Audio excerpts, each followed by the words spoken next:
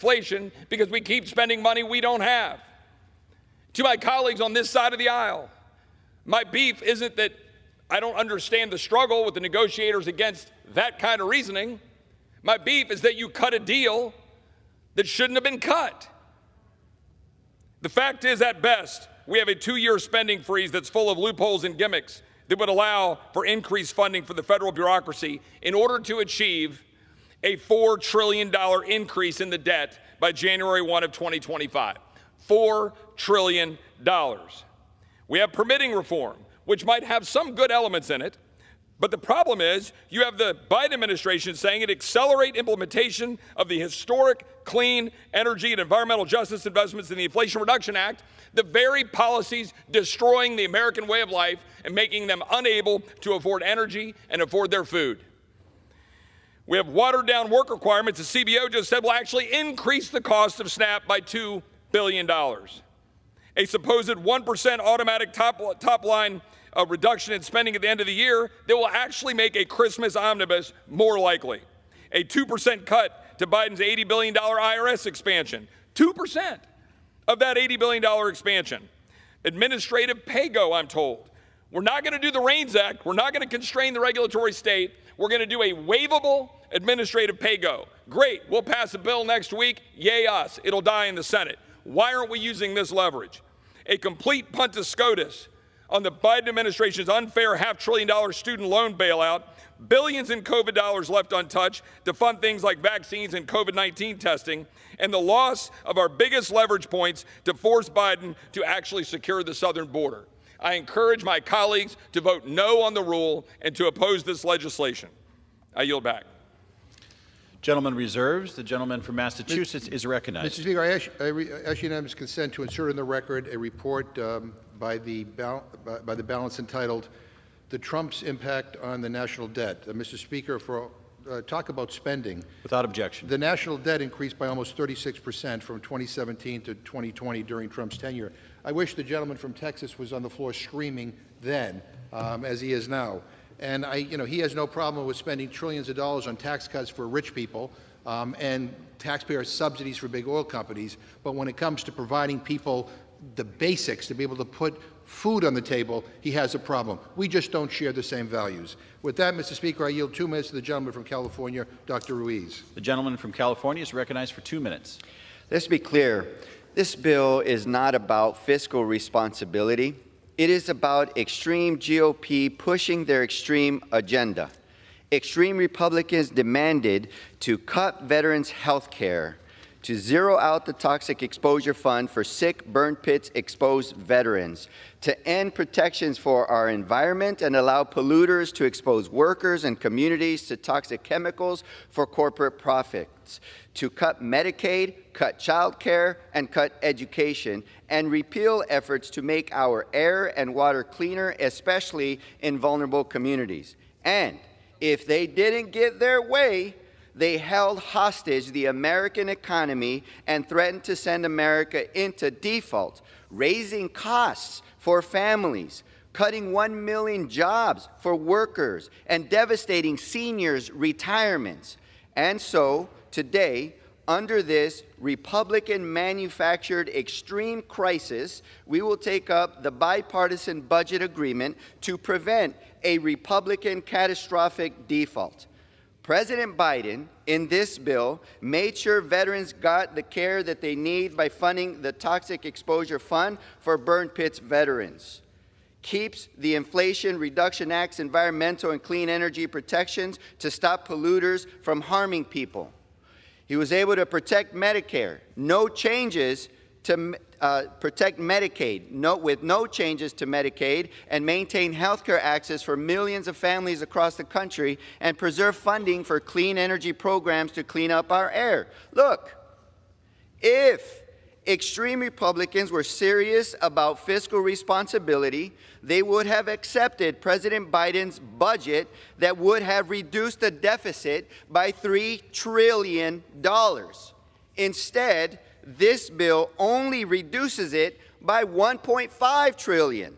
Nevertheless, today I will vote for the bipartisan agreement, and I yield back. Gentleman's time has expired. Gentleman reserves. The gentleman from Oklahoma is recognized. Thank you, Mr. Speaker. I yield myself just quickly for the purpose of response, such time as I may consume. I want to remind my friend from California, we actually filed a veterans bill that increased veteran spending. So that canard is just simply not the case.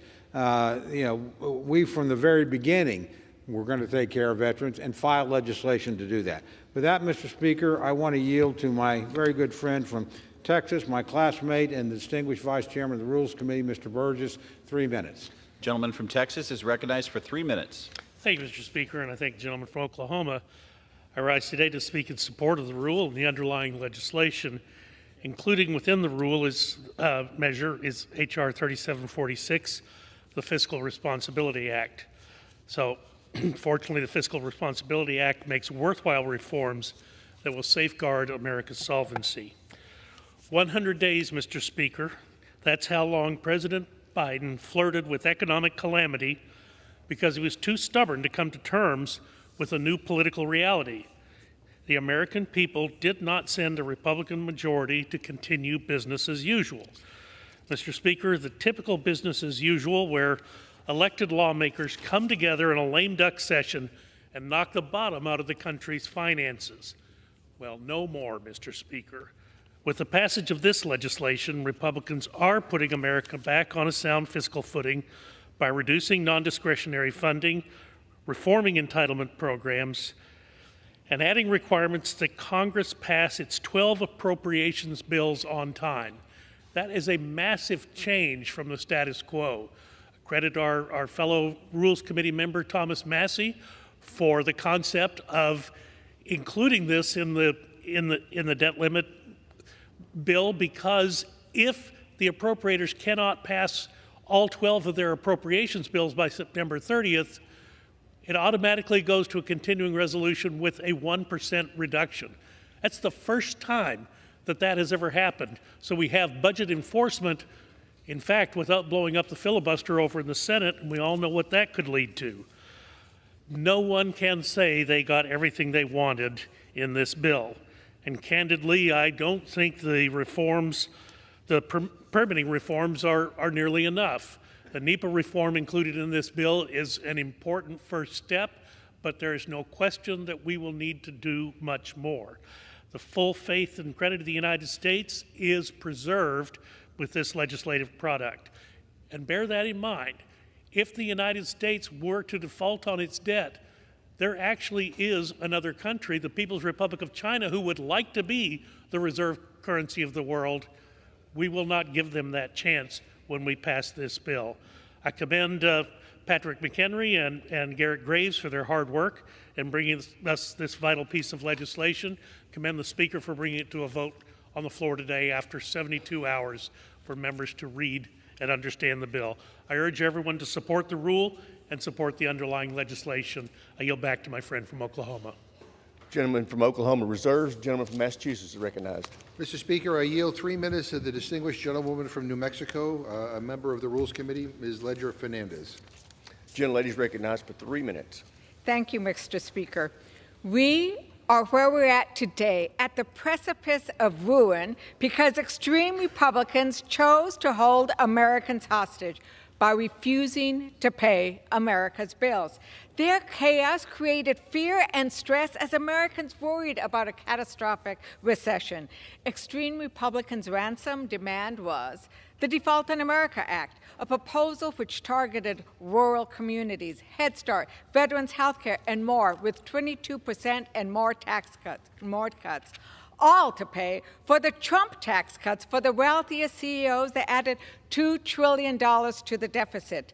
Rather than making the wealthiest pay their fair share, extreme Republicans wanted to balance the budget on Americans' growling, hungry stomachs. Democrats proposed amendments to the Default on America Act to protect programs like rural development and veterans' health care. Republicans rejected every amendment. So we went to our communities. We told them the truth about what the Republicans' Default on America Act would do. Americans listened, and they spoke out against the Republicans' plan. When Democrats and President Biden's team went into the room to negotiate with Republicans, the voices of veterans, seniors, and working Americans went in too. Now we have H.R. 3746. The bill does save us from economic catastrophe. It rejects the most extreme and cruel proposals contained in the Republicans' Default on America Act. It allows advanced appropriations for the Indian Health Service, protects clean energy tax credits, and the health care for veterans. Is it perfect? Absolutely not. I do not support many of the changes to our environmental laws and our social safety net programs. But let's talk fiscal responsibility for a moment. President Trump increased the debt by $8 trillion. In contrast, President Biden reduced the deficit in his first 2 years alone by $1.7 trillion while creating 12 million jobs, bringing manufacturing back, and making the largest investments to address the climate crisis ever. The bill today reduces the deficit only by $1.5 trillion. If we had merely passed the president's budget, we would have decreased the deficit by $3 trillion without creating the fear and economic insecurity that extreme MAGA Republicans have forced Americans to endure. I want to repeat this point. Let me repeat it. This crisis didn't have to happen. Everything in this bill could have been negotiated through the normal process without a debt crisis. Indeed, that's how it's almost always been done, except for in 2011, when the Republicans did this before. Expired. The American people need to tell the Republicans no more hostage The gentlelady's taking. time's expired. Gentleman from Oklahoma is recognized. Thank you very much, Mr. Speaker. Mr. Speaker, I yield 3 minutes to my very good friend, distinguished member of both the Appropriations and Rules Committee, Mr. Reschenthaler from Pennsylvania. Gentleman from Pennsylvania is recognized. Thank you, Mr. Speaker. I want to thank the chairman of the Rules Committee for being generous and yielding me this time. Mr. Speaker, I rise today in support of this rule and in support of the underlying legislation. Today, the House is taking historic steps to address our nation's out-of-control debt. This House Republican win rescinds $28 billion in unobligated COVID funds. It cuts over $2 trillion in government spending. It reins in the executive branch. And it rejects the president's extreme $5 trillion in proposed tax increases. Further, this legislation will help lift Americans out of poverty and grow our economy by cutting red tape and streamlining energy and infrastructure projects. H.R. 3746 also includes an important provision championed by House Republicans, and that is to complete the Mountain Valley Pipeline. MVP is near completion, but the last 14 miles, there's just 14 miles left. The last 14 miles are being held up by extreme, radical, far-left judges.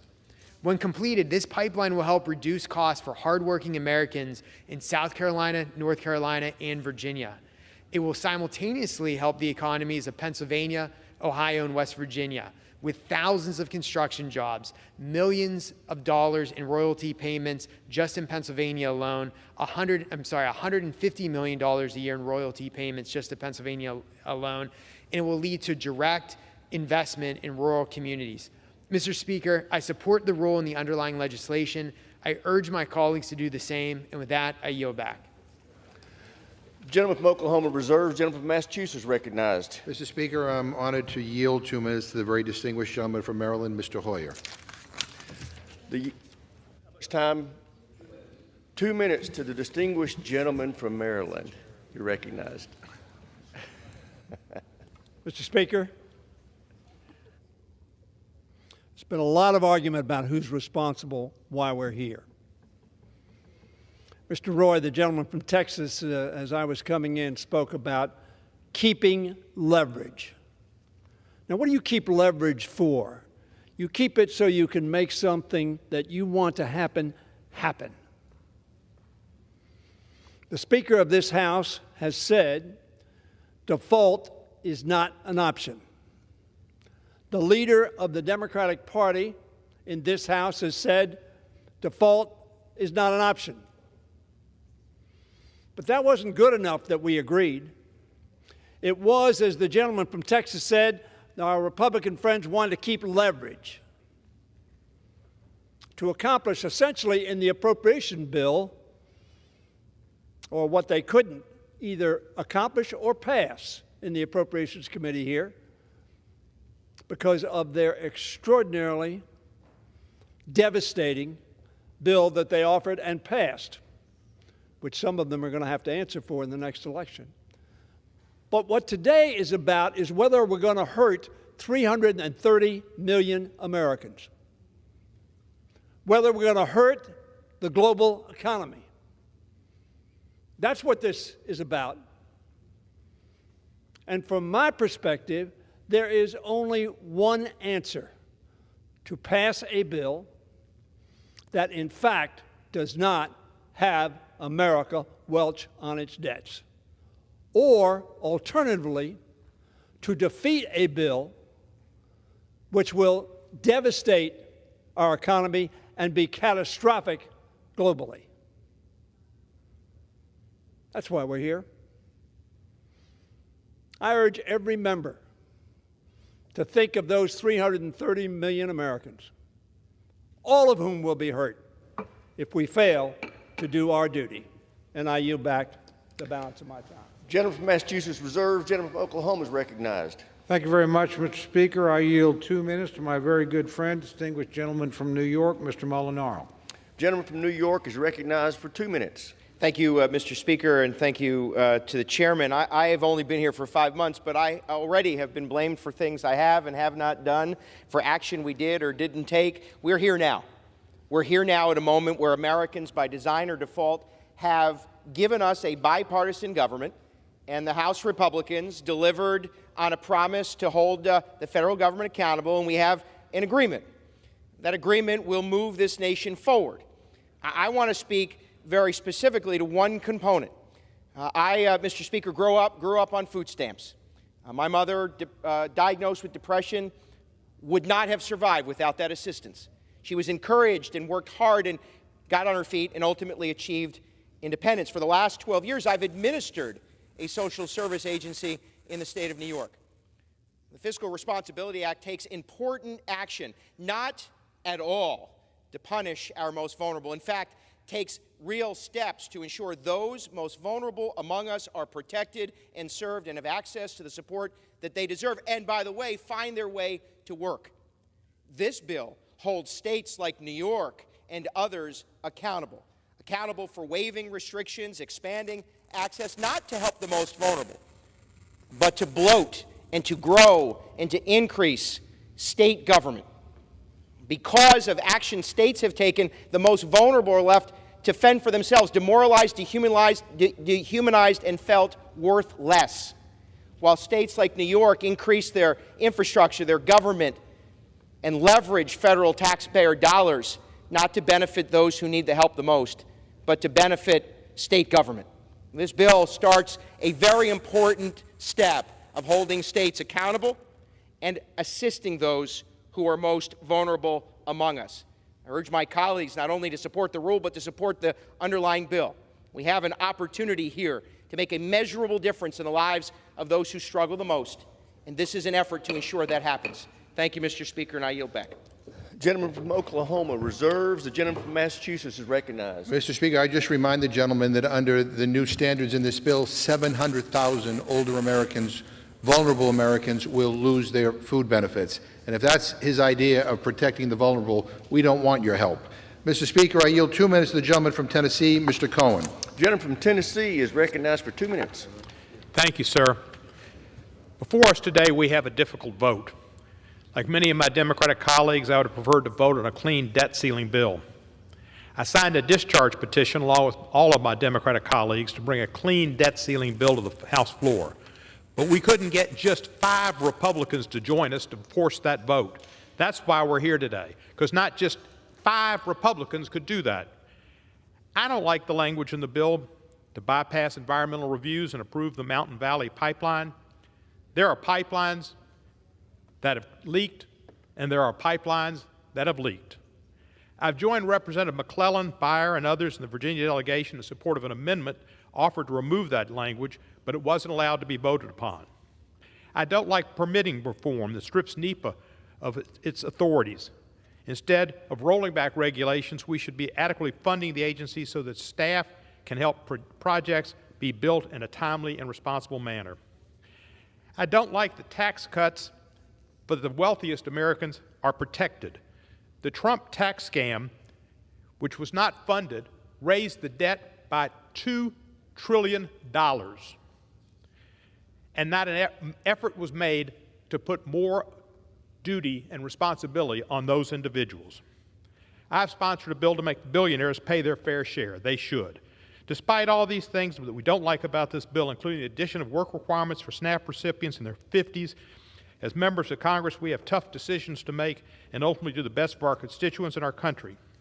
In my district in particular, we have to protect the progress we've made in the last 2 years to providing a boost to Memphis, like health care and energy savings we've secured for seniors and throughout the district under the Inflation Reduction Act and the Infrastructure Investment and Jobs Act. These investments are funding improvements and smart development in my district now, but Republicans have tried to defund them. We need to protect Medicaid, Medicare, and Social Security, but the Republican majority was trying to take away those benefits from over 20 million Americans. I'd like to ask for 30 additional seconds. I yield the gentleman an additional 30 seconds. Thank you, sir. Recognized. We protected Social Security, Medicaid, and Medicare in these bills. We needed a clean debt ceiling. We didn't get it. The fact is, the Republicans brought us to this brink because they wanted to extract political damage on President Biden, and if the American people were there as collateral damage, so be it. When Trump was president, they approved every extension of the debt relief. And yet, when Biden's here, no.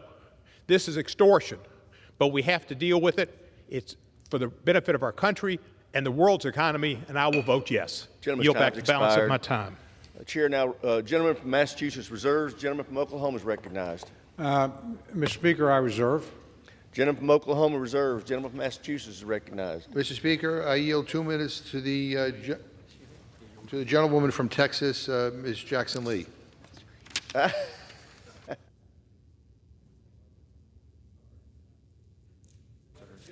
Texas is recognized for 2 minutes.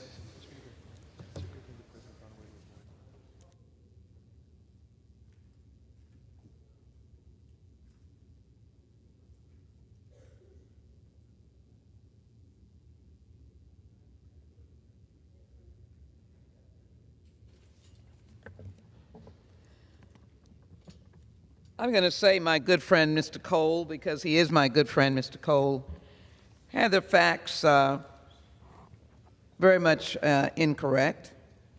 The President of the United States was protecting the American people, protecting their future, and being, in essence, the great protector. While my friends on the other side of the aisle were passing legislation that was taking away H.R. 1, 30 million medical appointments for veterans, and throwing millions of Americans off of Medicaid. That is why the President was trying to get a clean debt ceiling, so we could come back as a House, Democrats working to get a fair budget bill. That did not happen, as he waited over and over again to see whether or not the Republicans would do what was done in the last administration and raise the debt ceiling, not for debt, but to pay America's bills. This picture depicts, with the Speaker Emeritus and Good Hope Baptist Church, children in daycare. And under the leadership of my friends, without the work that we're doing now to pay our bills and to, in actuality, ensure that non-discretionary funding, which takes care of Head Starts and child care, would have been literally thrown out, and families would be standing in line looking for an empty chair for their child to go in so they could go to work. That's what Democrats did. And today we stand on this floor to say that we will not allow the cruelty of default. We'll not allow hostage taking. We will stand for the American people. And we will ensure that the expansion of veterans and homeless persons and children in foster care that are now able to get SNAP, that is because we continue to fight, even though we could not get the Republicans to come to the table for 4 or 5 months. I offered amendments to provide an increase or provision for those students who are still in their families' homes. Gentlelady's time's expired. We care about America. That's Gentlelady why is we no stand longer here today. recognized. Gentleman from Massachusetts reserves. Gentleman from Oklahoma is recognized. Gentlelady is no longer recognized. Gentleman from Massachusetts reserves. Gentleman from Oklahoma is recognized. Thank you, Mr. Speaker. I continue to reserve. Mr. Speaker, I'm now happy to yield 2 minutes to the distinguished gentleman from Texas, Mr. Green. The gentleman from Texas is recognized for 2 minutes.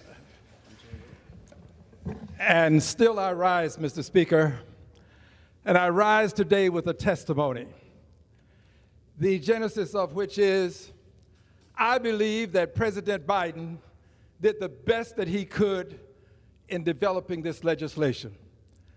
I support him. I thank him for what he has done. I believe that Leader Jeffries did an outstanding job in making it perspicuously clear that default was not an option.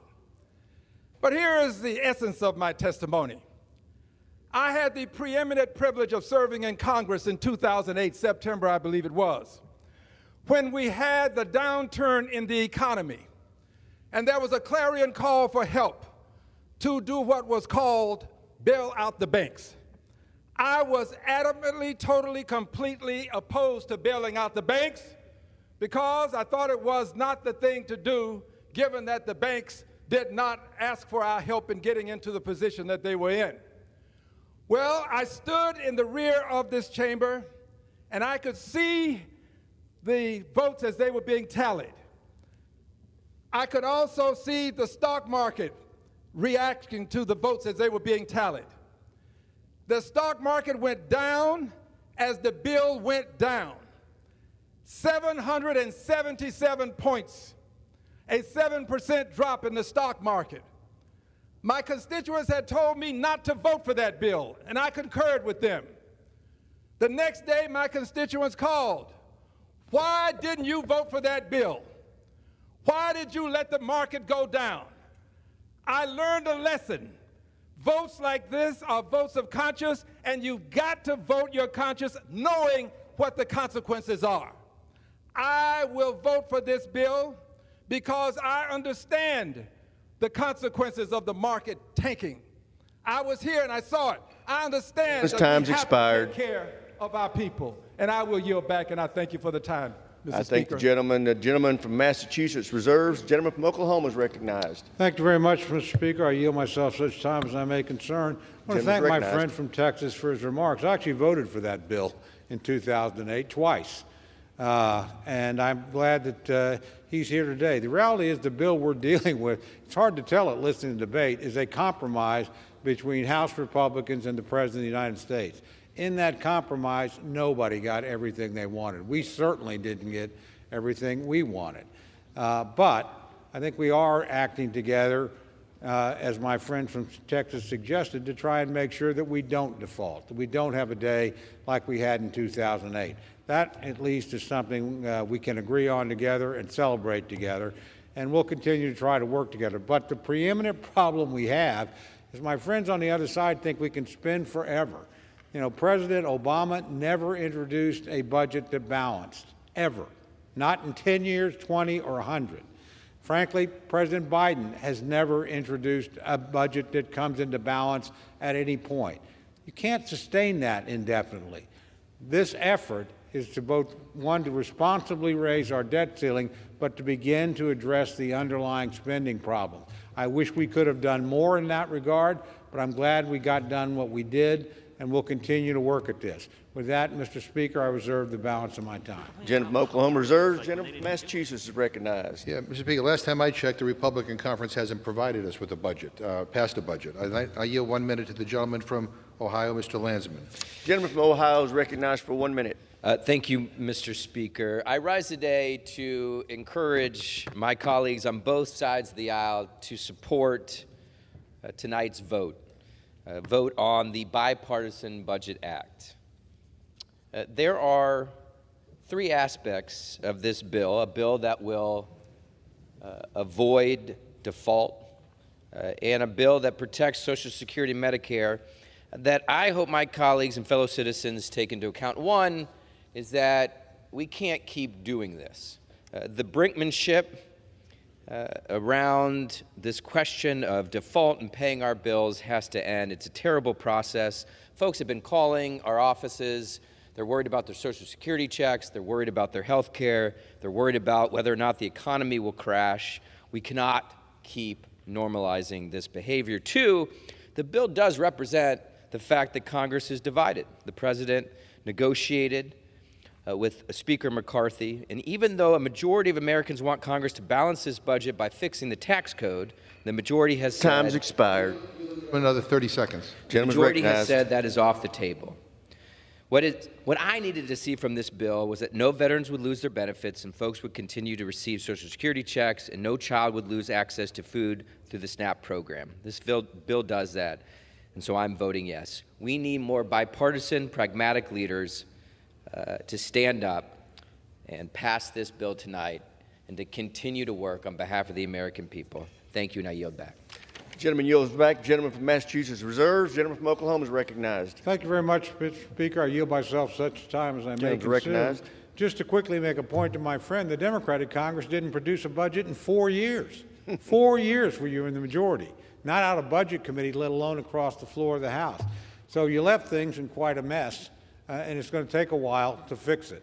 But we are working on a budget. I hope we get one. The reality is, though, the country has allowed itself, primarily under Democratic leadership, to get so deeply in debt, it's pretty tough to write a budget that gets us out of debt in any reasonable time. This bill is at least a step in the right direction. We would have liked to have taken a bigger step. We weren't able to do that given the fact that we have a Democratic Senate, a Democratic President, both of whom seem to think they can spend endlessly, recklessly, without end, indefinitely. That's not going to happen. So sooner or later, that reckoning will come. This is an effort to forestall that and buy some time. That we worked together. I'm glad that we did. I'm glad the President came to the negotiating table despite wasting months saying that he wasn't going to. And I'm glad we made the minimal progress that we did. But let's not kid ourselves. This is the first step in the right direction, and it's not as big a step as anybody on my side of the aisle would have liked to take. With that, Mr. Speaker, I reserve the balance of my time. Gentleman from Oklahoma reserves. Gentleman from Massachusetts are recognized. Well, Mr. Speaker, if we want to talk about messes, let me just remind everybody that the last time my Republican friends were in charge, they left us with the longest government shutdown in U.S. history. I now yield 1.5 minutes to the gentlewoman from Florida, Ms. Wasserman Schultz. Gentlelady from Florida is recognized for 1.5 minutes. Thank you, Mr. Speaker. I rise in support of the bipartisan budget agreement and thank President Biden and his team, particularly OMB Director Shalonda Young, for putting people over politics, defending our values, and protecting the full faith and credit of the United States. My colleagues across the aisle were prepared to force a disastrous default and crash the economy into the side of a cliff. But Democrats will always put people over politics and our economy's durability over default. My friend from Oklahoma knows well that Republicans' VA appropriations bill zeroed out guaranteed funding for our toxic-exposed veterans in fiscal year 25. It's in the bill in black and white, and it's why they were afraid to vote on it and pulled the bill from consideration.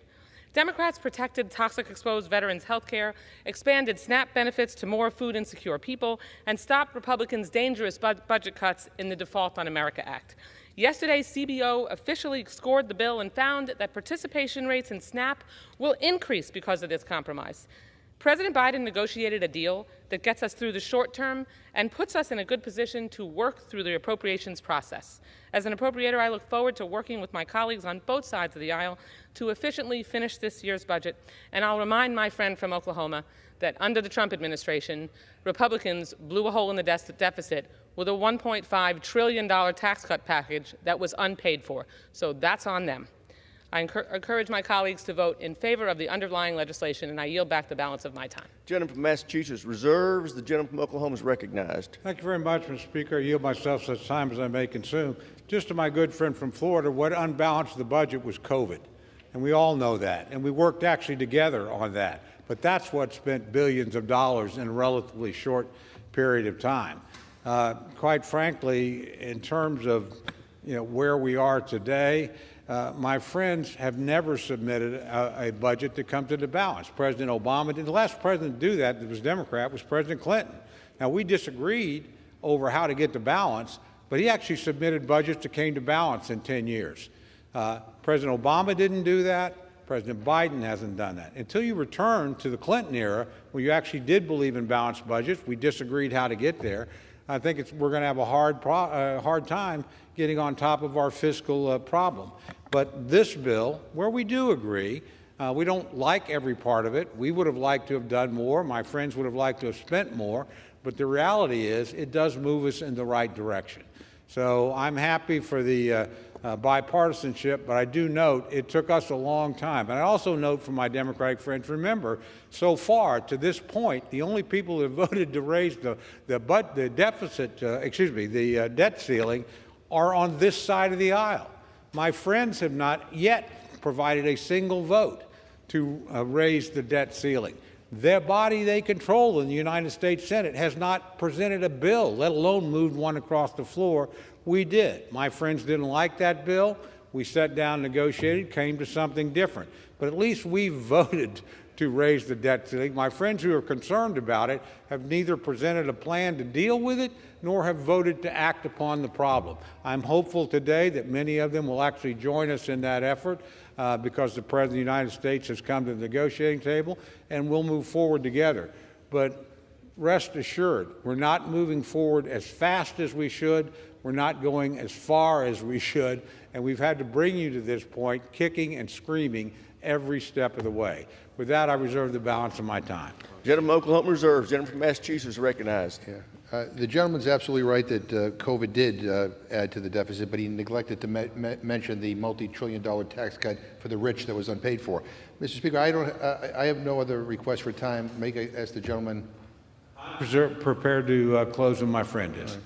So, Mr. Speaker, I'll yield myself the remaining time. The gentleman's recognized. Mr. Speaker, I think there is a difference between Democrats and Republicans. I think Democrats have proven that we can govern, and Republicans have proven they cannot. We've seen the great things that government is capable of doing. In the last Congress, with Democrats in charge of the House, we invested to rebuild our neglected infrastructure, airports, roads, bridges, and ports, and all of our communities. We will see the benefits of that infrastructure bill for years and years to come. We brought manufacturing back to the United States. We passed the CHIPS and Science Act to drive innovation and create good-paying jobs. We made the largest investment in climate, protecting our water and our air. We strengthened our supply chains and set up new programs to support minority businesses. We lifted a record number of kids out of poverty in this country. We ensured that our veterans get the health care that they earned, and so it's possible for us to deliver for the American people, though I haven't seen much of it this year.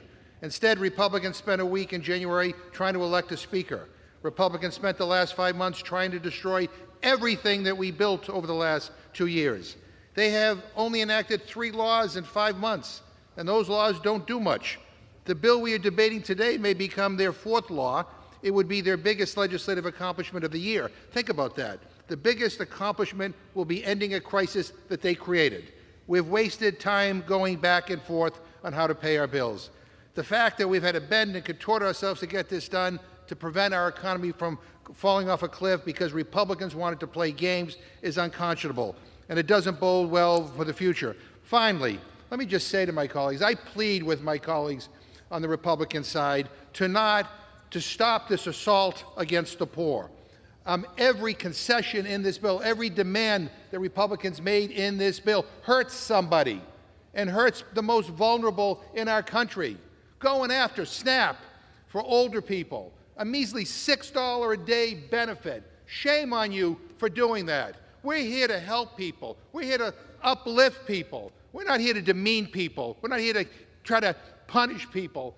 And quite frankly, the narrative that the Republicans have been utilizing in this whole debate doesn't reflect the reality. Talk to the people in your district who are struggling. Let them tell you how difficult it is to make ends meet. And how maddening it is to not know whether you could put food on the table. We can do so much better. But you have to stop this assault against the poor, against the vulnerable in this country. We need to do better, and I urge all my colleagues, as we move forward in the coming months, to keep that in mind. We are here to bring everybody forward, not just a selective few. We're here to represent everybody, not just the rich and powerful and well-connected and people who give to our campaigns. And again, the contrast here, where we have members of Congress who accepted government-subsidized loan forgiveness for PPP, and they're the ones who are out here demanding that we nickel and dime programs like SNAP and TANF. It is disgusting, quite frankly, that we're even having this debate. We should be able to do so much better. Mr. Speaker, with that, I yield back my time. The gentleman from Massachusetts yields. The gentleman from Oklahoma is recognized. Thank you, Mr. Speaker. I yield myself the balance of my time. Gentleman's My recognized. friend ticked through the impressive list of accomplishments of the last Congress. He forgot to mention Democrats also added $10 trillion. $10 trillion to the projected debt the United States will have to deal with over the next 10 years. Now, what $10 trillion is a lot of money, but worse than the money was the inflation that they unleashed by their reckless spending.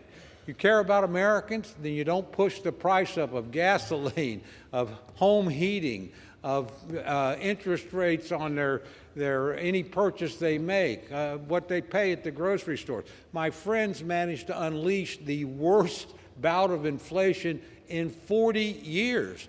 I look around this chamber, I'm probably the only guy on the floor, Mr. Speaker, that can actually remember that. This was an unprecedented disaster that they unleashed on the country. Everything in the bill that we fought for, the things that are there and the things that aren't there, were to lower the excess spending and to try and tame inflation. My friends act as if it doesn't exist. Well, I guarantee you, just go to the grocery store. Ask any American who hasn't gotten a 15 or 20% raise what their life has been like in the last 2 years. So, Mr. Speaker, in closing, I urge all my colleagues to support this resolution. With today's bill, we're putting forward common sense reforms that will save taxpayers money while also preventing an economic crisis. And the reforms included in this bill are historic.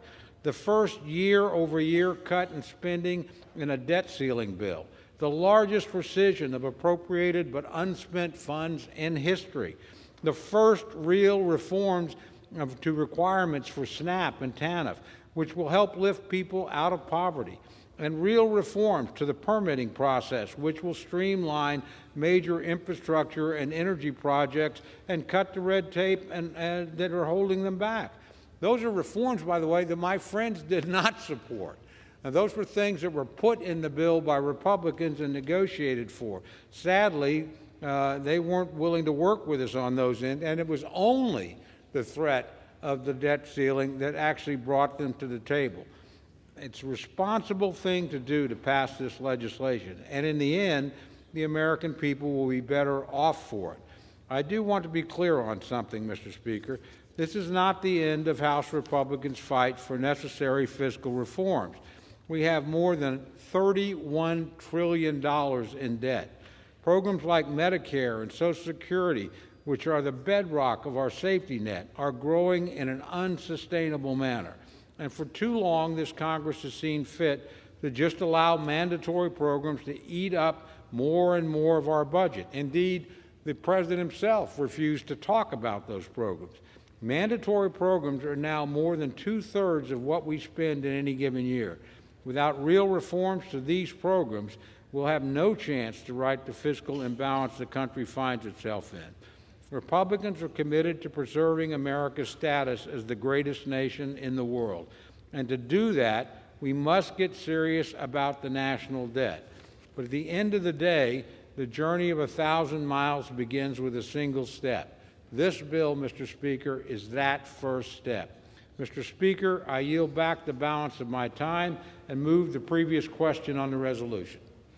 Gentleman yields back. Without objection, the previous question is ordered. The question is on the adoption of the resolution. All those in favor say aye. Those opposed say no.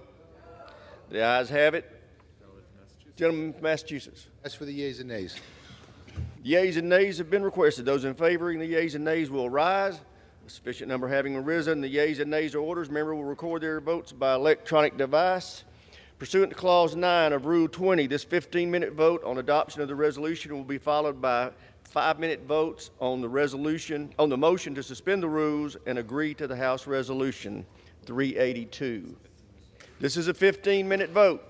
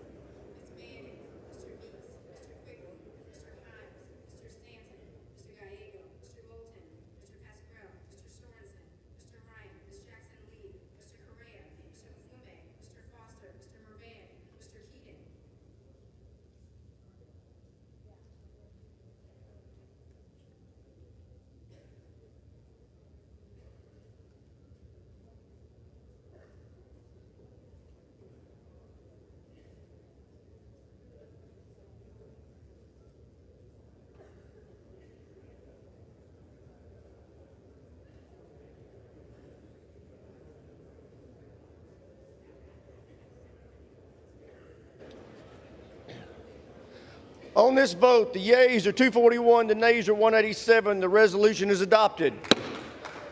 Without objection, the motion reconsidered is laid upon the table.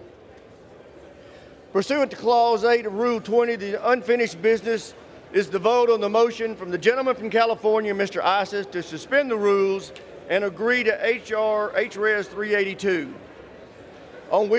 as amended, on which the yeas and nays are ordered.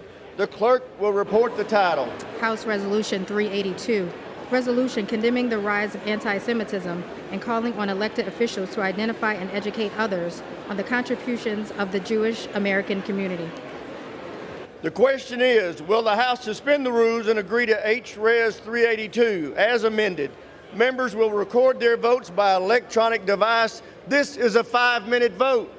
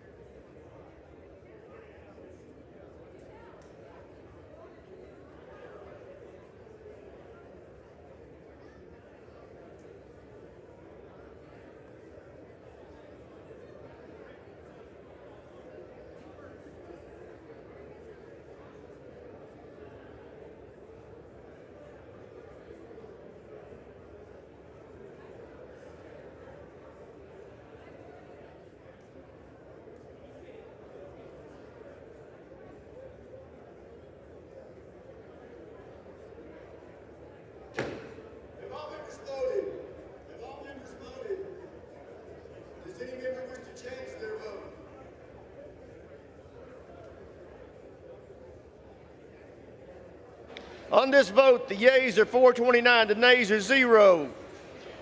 With 429 recorded as present, with 0 recorded as present, 2/3 being in the affirmative, the rules are suspended and the resolution is agreed to. And without objection, a motion to reconsider is laid upon the table. For what purpose is the gentleman from Florida seek recognition? Thank you, Mr. Speaker. I hereby remove my name as co-sponsor of H.R. 25. Request is granted.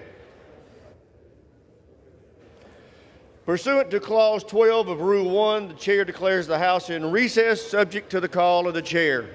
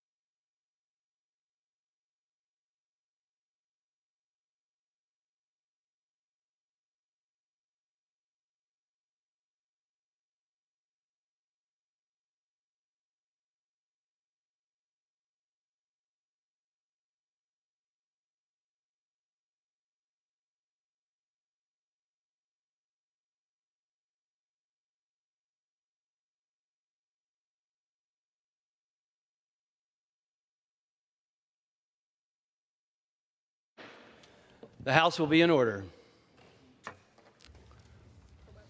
I'm giving him a second. For what purpose does the gentleman from Missouri, Mr. Smith, seek recognition?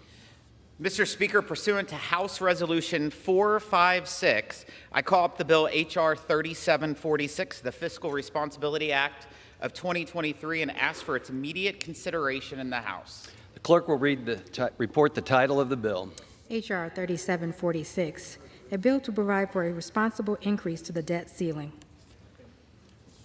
Pursuant to House Resolution 456, the amendment printed in House Report 118-81 is adopted, and the bill as amended is considered read. The bill as amended shall be debated for 1 hour, equally divided and controlled by the chair and ranking minority member of the Committee on Ways and Means or their respective designees.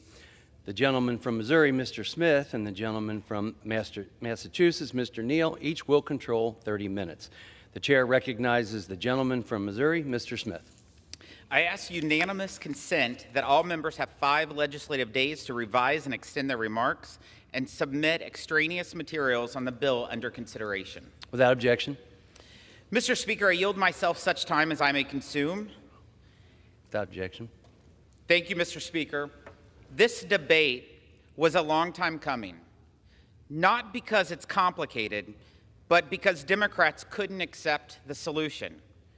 We are here at the 11th hour, finally dealing with the debt limit on a bipartisan basis because President Biden apparently needed 100 days to pick up the phone to talk to Republicans.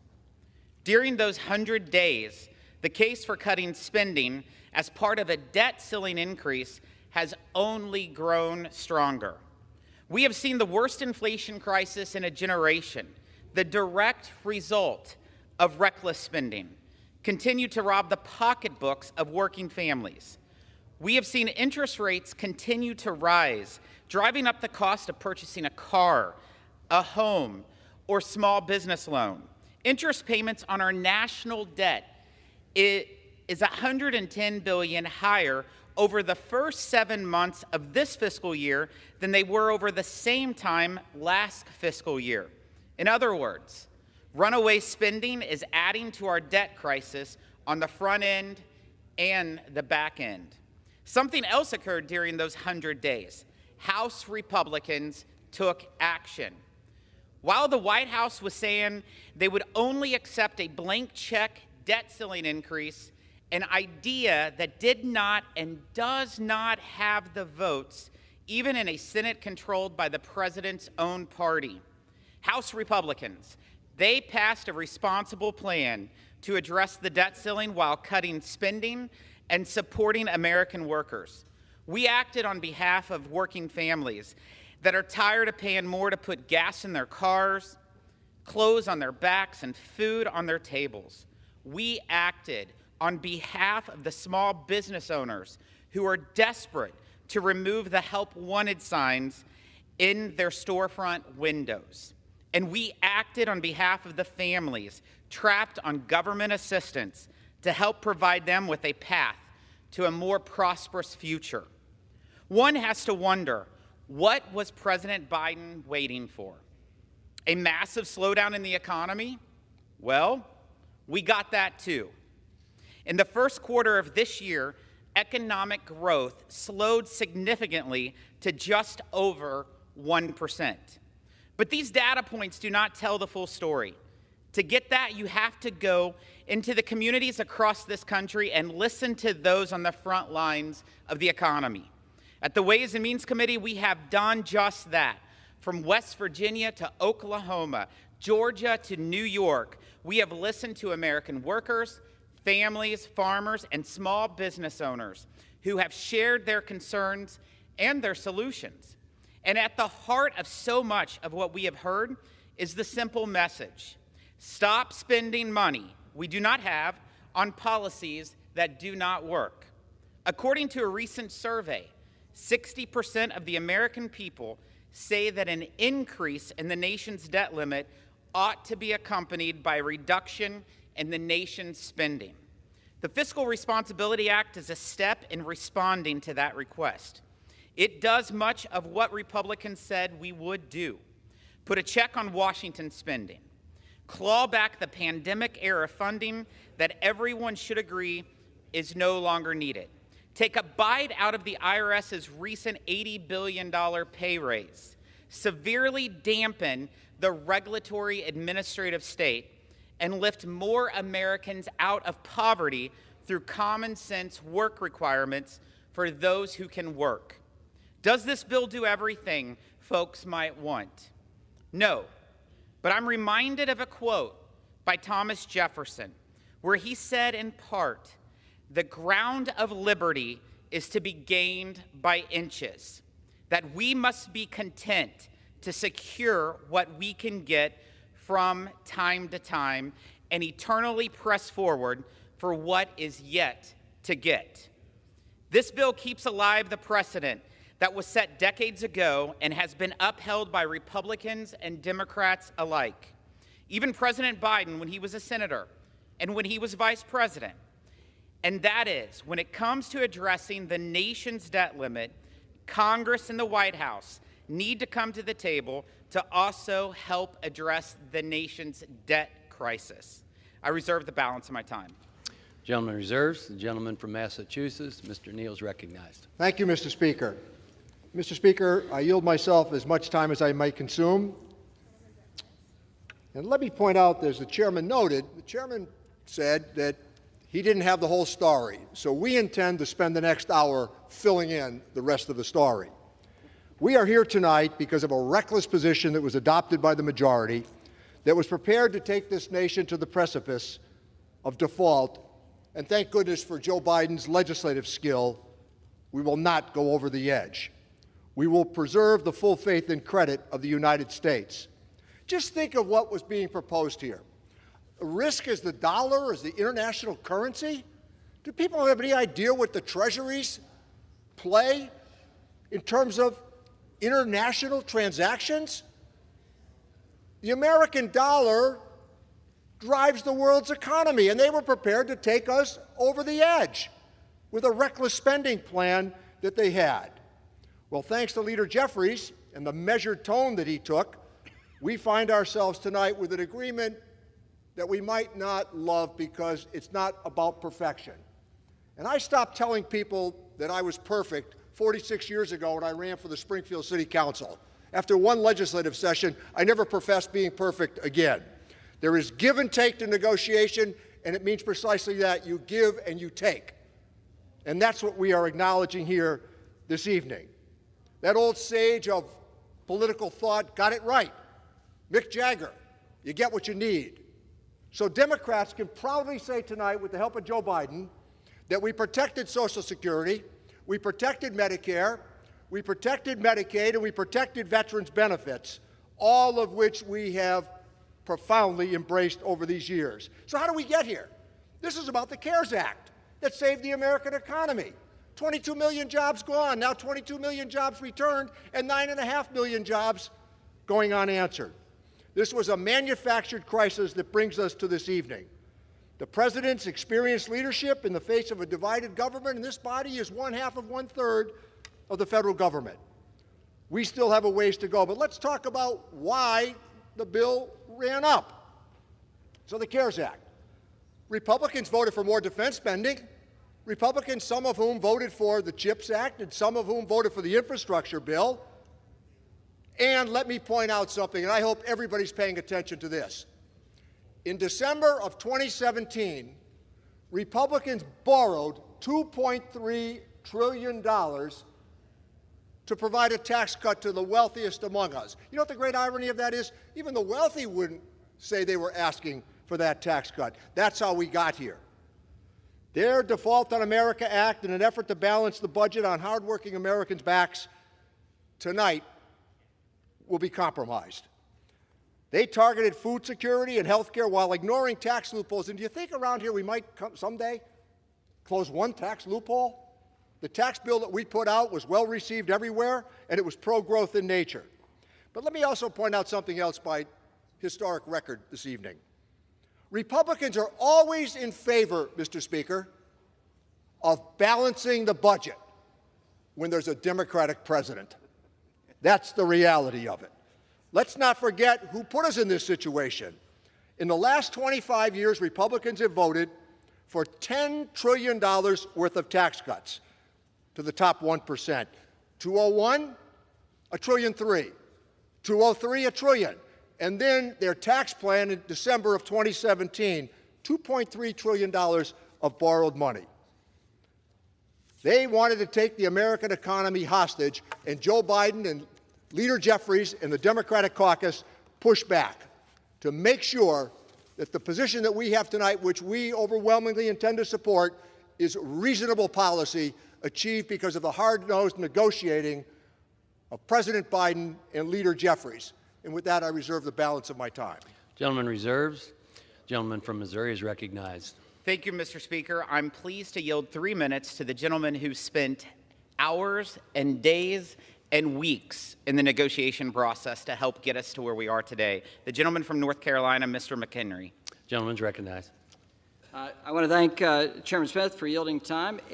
For the first time in debt limit negotiations, the U.S. government will spend less money next year than it did this year.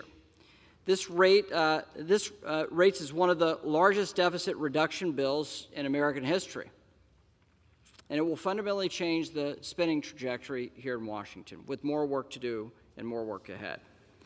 The bill contains spending cuts that take a step in the right direction towards restoring fiscal sanity in Washington.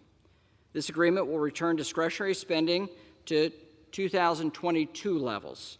Additionally, we set top-line spending at 1% annual growth over the next 6 years.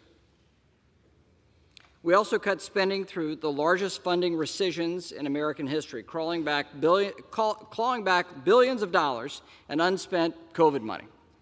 We institute the first-ever statutory administrative pay-go to hold President Biden accountable for his administrative action.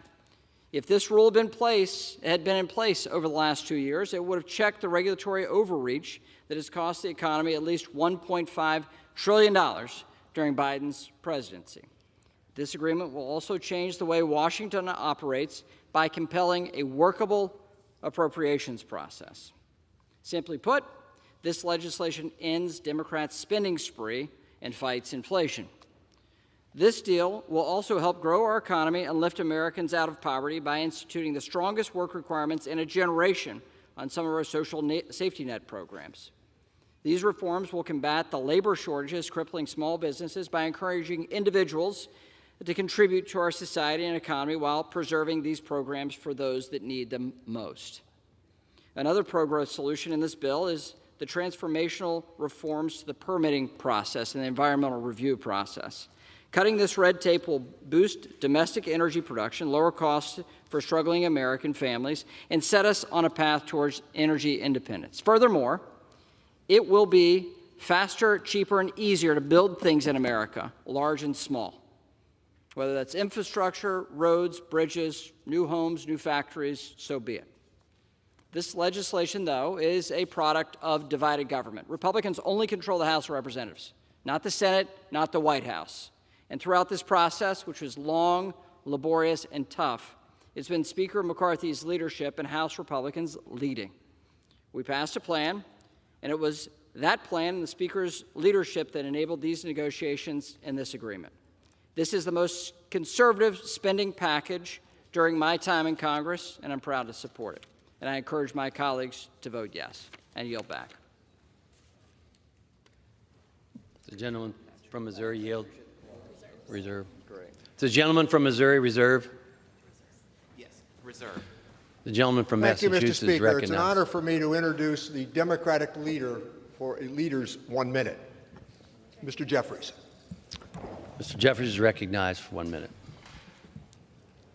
I thank the distinguished gentleman from the Commonwealth of Massachusetts for yielding, and I thank Mr. Neal for his tremendous, steadfast leadership in this moment of crisis that was manufactured by extreme MAGA Republicans on the other side of the aisle.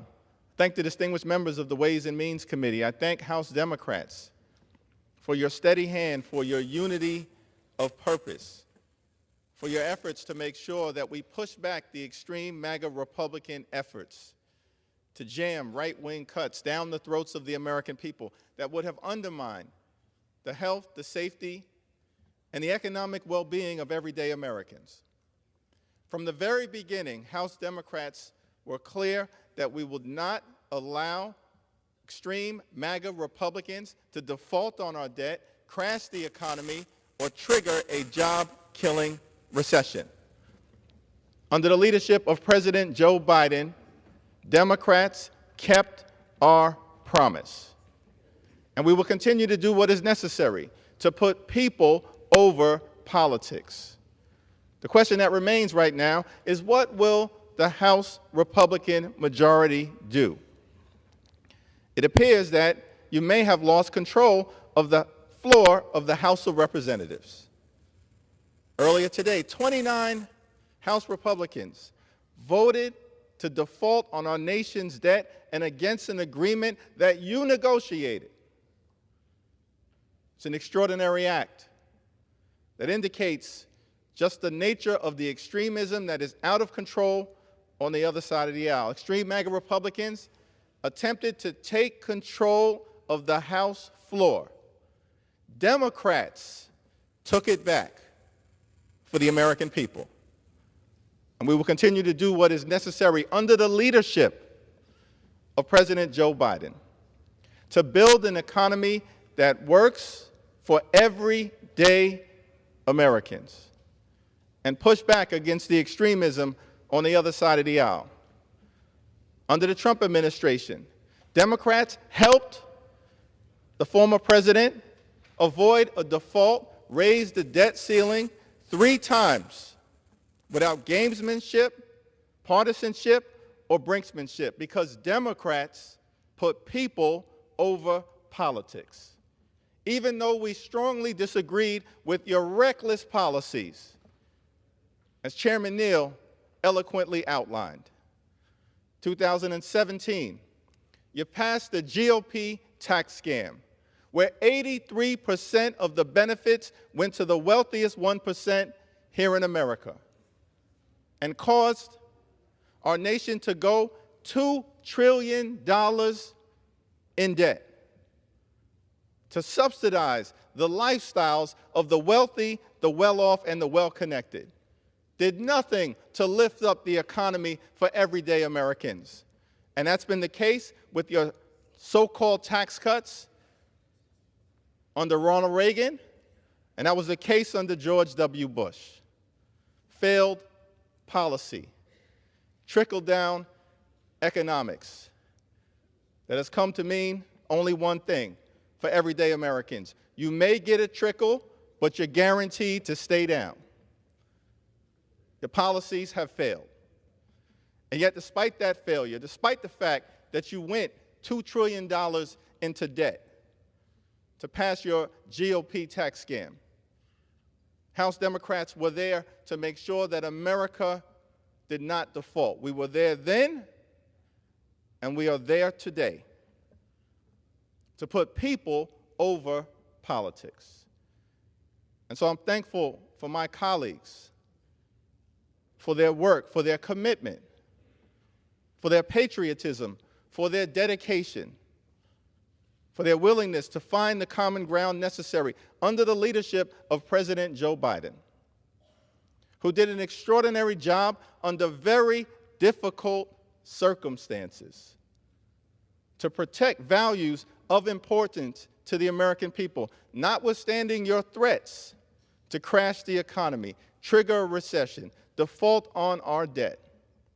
Because President Biden understood, despite the hostage-taking situation that you unnecessarily thrust the country into, that we had an obligation, a responsibility to avoid a catastrophic default. That's exactly what President Biden and Democrats have been able to do. We also made clear that America would not find ourselves back in this hostage-taking situation. You passed the Default on America Act about a month ago that had extreme right-wing cuts. Members, including leadership, are reminded to direct the remarks to the chair. Mr. Speaker, I did not mention any single member by name or any single individual on the other side of the aisle. Mr. Speaker. Chair. Mr. Speaker, as I've indicated on this floor, House Democrats will continue to put people over politics and push back against the extremism on the other side of the aisle. And I'm thankful for the leadership of President Joe Biden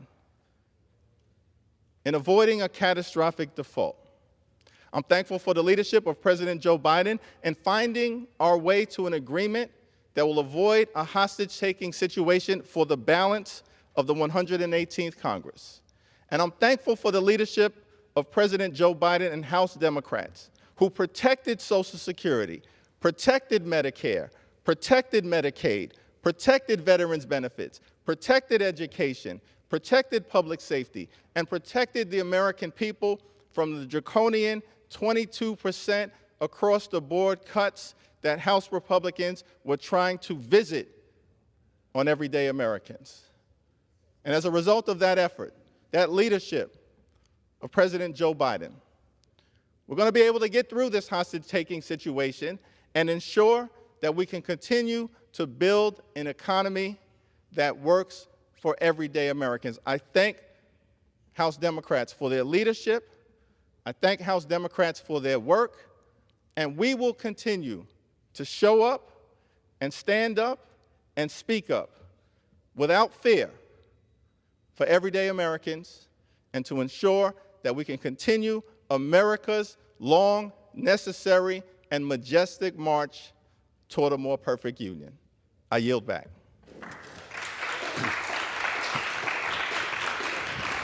Does the gentleman from Massachusetts reserve? We continue to reserve, Mr. Speaker. The gentleman from Missouri is recognized. Thank you, Mr. Speaker. I yield 3 minutes to a gentleman who has worked for days and weeks to get us where we're at today. The gentleman from Louisiana, Mr. Graves. Gentleman's recognized. Thank you, Mr. Speaker. Mr. Chairman, thank you for yielding. I want to explain why we're in the situation that we're in today. We've watched over the last year as my friends across the aisle have pushed through legislation called the IIJA, called the IRA, the CHIPS Act, the ARP, all these acronyms. And what it means to you, what it means to the American people, Mr. Speaker, is it means that $10 trillion in extra funds have been spent. $10 trillion. Let me tell you what that means. Today, a child born in America is going to inherit about $4.5 million in debt at their birth. $4.5 million, the amount of money they're going to pay over their lifetime, according to the Committee for a Responsible Federal Budget. Right now, we have hit our credit card limit as a nation. We don't have the ability to pay the monthly payment. And so we're in a quandary. We've got to figure out how we're going to raise that credit card limit. And just like you would do with your own family, you would have a conversation, Mr. Speaker, with your child, and you would say, hey, how did you get yourself in this situation? We've got to fix it. Look, the situation we're in right now, we have 4 options in front of us. There are 4. Number 1, we can default on the debt. You cannot pay your credit card bill, which means late payment penalties, interest rates going up, and you cause havoc on the American family. Second option is you can say, hey, we're going to use this 14th Amendment thing that doesn't really exist, and the president can just do it on his own. Third option is you can get all the moderates, you can get them together, they can do a relatively clean debt ceiling. It just keeps that debt going up and up and up from $32 trillion today to $52 trillion over the next 20 years or so. 17.5 cents of every tax dollar paid over the next 10 years is going to go toward interest on the debt. 17.5 cents. The third option we have is, again, a clean debt ceiling and just running it up. The fourth option we have, the one that's before us today, the Fiscal Responsibility Act. It is absolutely historic for the first time ever as a result of the strategic nature of this speaker. We're in a situation where we have legislation before us that will result in the greatest savings in American history, that will result in the greatest rescission or taking back of funds in our nation's history. We have legislation before us today that will strengthen and instill work requirements for welfare. We have legislation before us today that will rescind funds for additional IRS agents, because I have never had a constituent say, gosh, I wish I could have more audits. We have legislation before us today that for the first time in 40 years streamlines the environmental process. Mr. Speaker, here it is. Historic efforts to raise the deficit. $6.5 trillion is how much this one resulted in. This one, $2 trillion in savings. This is the option. There's not an imaginary fifth option, Mr. Speaker. It doesn't exist. Gentleman's time has expired. The American people support this legislation. Yield back. The gentleman from Missouri reserve. Reserve. Gentleman from Massachusetts. Thank you, Mr. Speaker. The previous gentleman left out infrastructure spending, the CARES Act, defense spending, the CHIPS Act, and the VETS Act, all of whom had Republican support in terms of the expenditure. And Bill Clinton balanced the budget 4 straight times during his presidency, and the money was given away with big tax cuts in 2001 and 2003. With that, let me recognize the gentleman from Texas, Mr. Doggett, for 1 minute. Gentleman is recognized. Protecting our country's full faith and credit requires accepting some unacceptable Republican demands. As one cartoonist aptly described them, Republicans suffer from a form of deficit attention disorder. You see, when Democrats are in charge, they are absolutely obsessed with deficits. But give them a little power and their attention, poof, it just magically vanishes as they begin to deplete the Treasury with tax gifts for the well-connected. Like their multi-trillion-dollar Trump tax giveaway, they're already planning in coming days to soon borrow more to reward those at the top. Their boundless affection for tax cheats and for tax expenditures may increase the debt by even more than the cuts that they make today in education, health care, and environmental protection, which are so wrong. As climate deniers, these Republicans sought to repeal our climate law, but were held to one pipeline and a weakening of environmental review laws, a troubling setback that we can overcome. We should be leaping forward instead of moving slowly. The gentleman's time has Ransom expired. paid, America protected. Continue to reserve, Mr. Speaker. The gentleman from Missouri is recognized. I yield 1 minute to the gentleman from North Carolina, Dr. Murphy. Thank you, Mr. Speaker. I rise today in support of the Fiscal Responsibility Act. Over 100 days ago, President Biden said he would not negotiate. Acting on behalf of this country, Republicans forced him to negotiate. The bill alters our fiscal trajectory and helps remedy the federal government's insatiable spending problem. This landmark legislation lowers non-defense discretionary spending and forces Congress to employ a functioning appropriation process. More importantly, the measure doesn't result in new taxes, doesn't touch Social Security, Medicare, or veterans benefits. Is the bill perfect? Absolutely not. Is it a step in the right direction? Absolutely. CBO scores a decrease in spending of $1.9 trillion. Let's not forget, Rome was not built in a day. It's now up to Republicans to make the necessary cuts to bring in our terrible spending and our terrible debt of $31 trillion. I urge my colleagues to support this landmark legislation. Thank you. I yield back. Gentleman reserve. Reserve. Gentleman from Thank you, Mr. Speaker. I yield 2 minutes to the gentleman from California, Congressman Thompson, who spent 6 hours in front of the Rules Committee.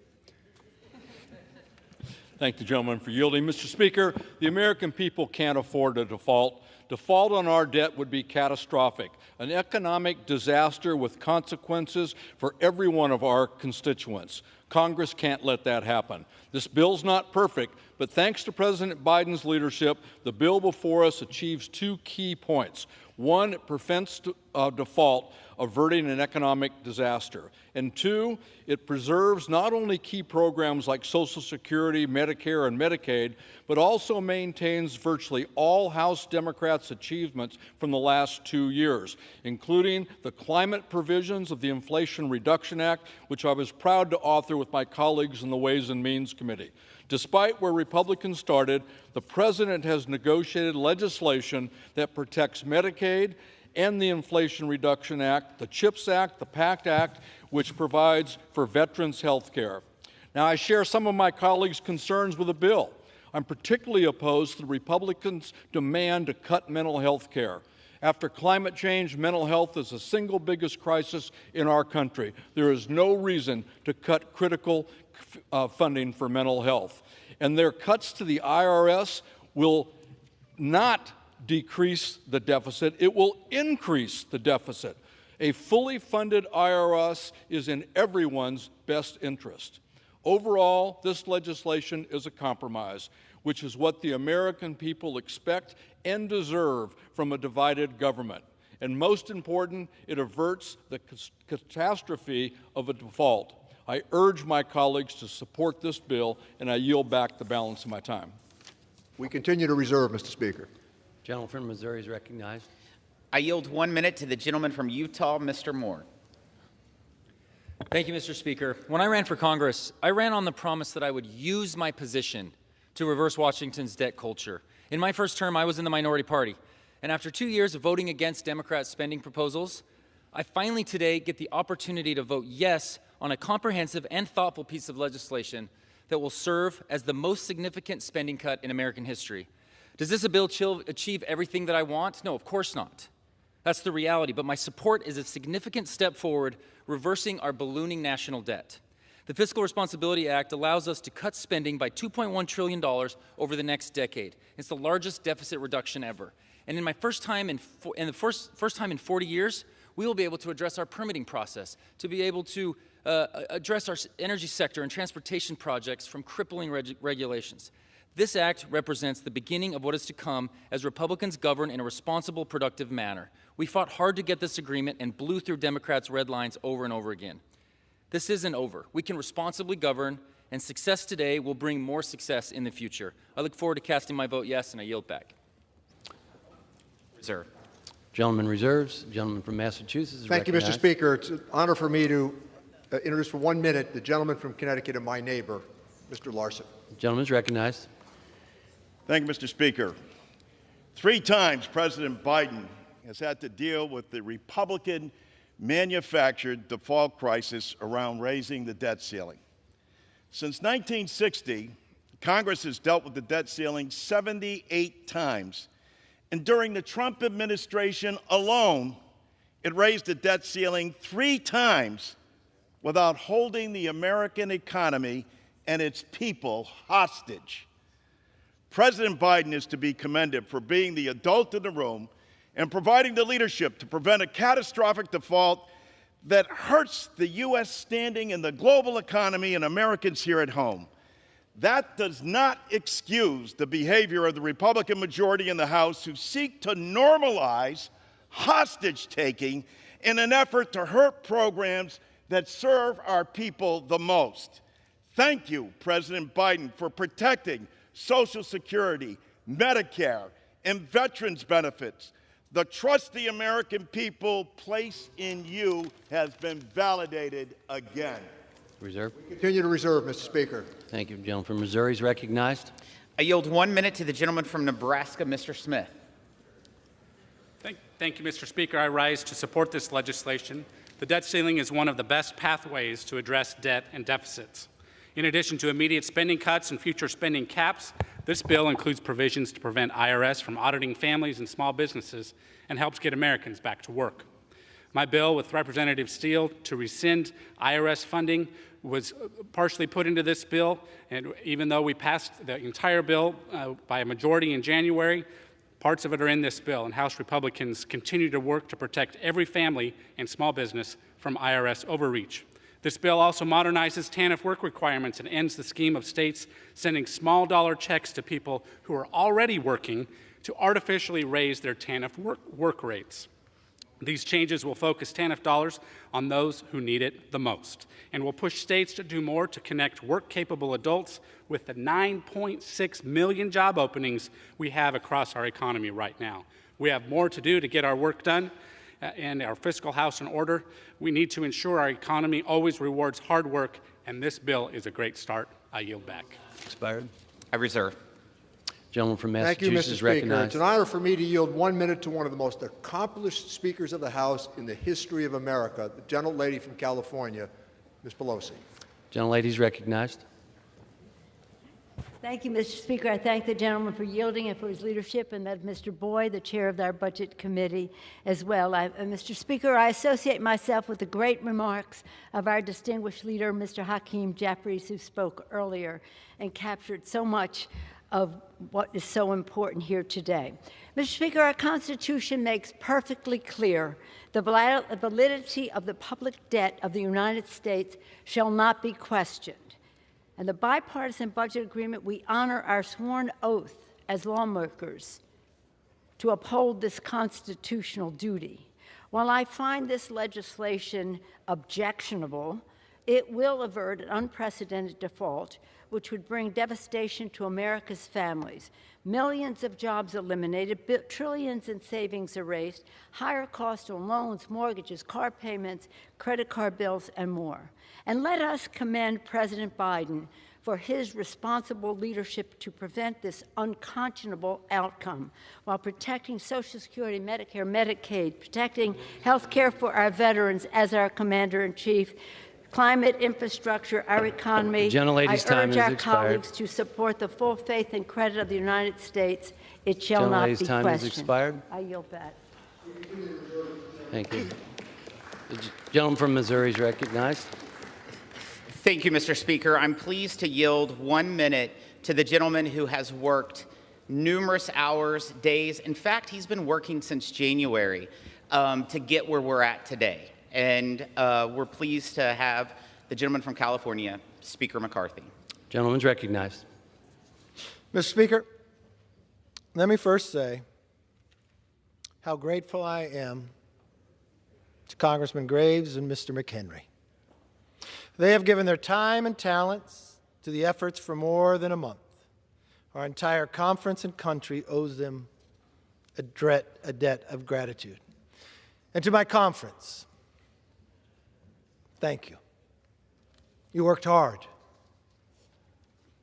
When I went to see the President on February 1st, sat in the Oval Office right in the chair across, I said, Mr. President, the debt limit's coming. At that time, Janet Yellen said it'd be into maybe August, July. I said we should work together.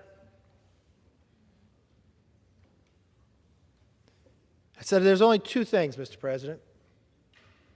Never raise taxes, and we have to spend less than we spent this year. He said we would meet, but for 97 days, we would never meet. It wasn't until this House took action to pass. I sit back and I think for one moment, what if that bill didn't pass because nothing passed in the Senate? If that bill had not passed, the only other option is sitting over here in a discharge position. Just needs a few more signatures, and it would be just raise the debt. Just raise the debt. But tonight is going to be different. Tonight we're going to do something we haven't done before. Tonight we're going to give America hope. Tonight we are going to vote for the largest savings in American history, over $2.1 trillion. That's what we'll vote on. Mr. Speaker, every great nation that has overextended itself has collapsed. Mindful of this truth, George Washington said in his farewell address that a healthy public credit is a source of strength and security for a nation. By that same token, an unhealthy debt burden is a source of weakness and insecurity. President Washington's words ring true today. We're seeing the negative effects of runaway spending in real time. Record inflation, rising interest rates, broken supply chains, and economic uncertainty. Runaway spending is also making America more dependent on foreign debt holders. The total debt we owe to other countries is $7.4 trillion. Countries like China are buying more of our farmland, more of our businesses, and more of our debt. This is unsustainable, but what's even worse, it is dangerous. But one-way spending is more than an economic and national security problem. My belief, Mr. Speaker, it is a moral problem.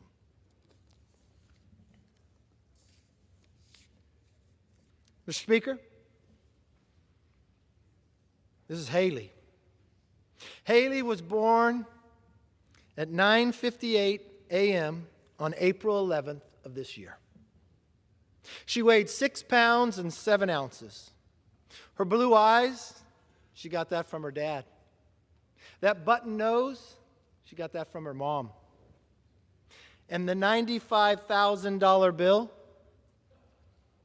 she got that from Washington. Not a very good gift for a newborn. That's Haley's portion of the national debt. And sadly, Haley is not alone. Every child who is born today owes $95,000 in debt. Mr. Speaker, that's $10,000 more in debt for every child since this president took office. It reminds me of what Ronald Reagan once said. When a business or an individual spends more than it makes, it goes bankrupt. When government does it, it sends you the bill. Mr. Speaker, to continue Washington's spending addiction is both irresponsible and just wrong. So let's stop it. I'll be honest, tonight's bill doesn't stop it. But for the first time, we begin to turn the ship. This shouldn't be our last. It shouldn't even be a debate.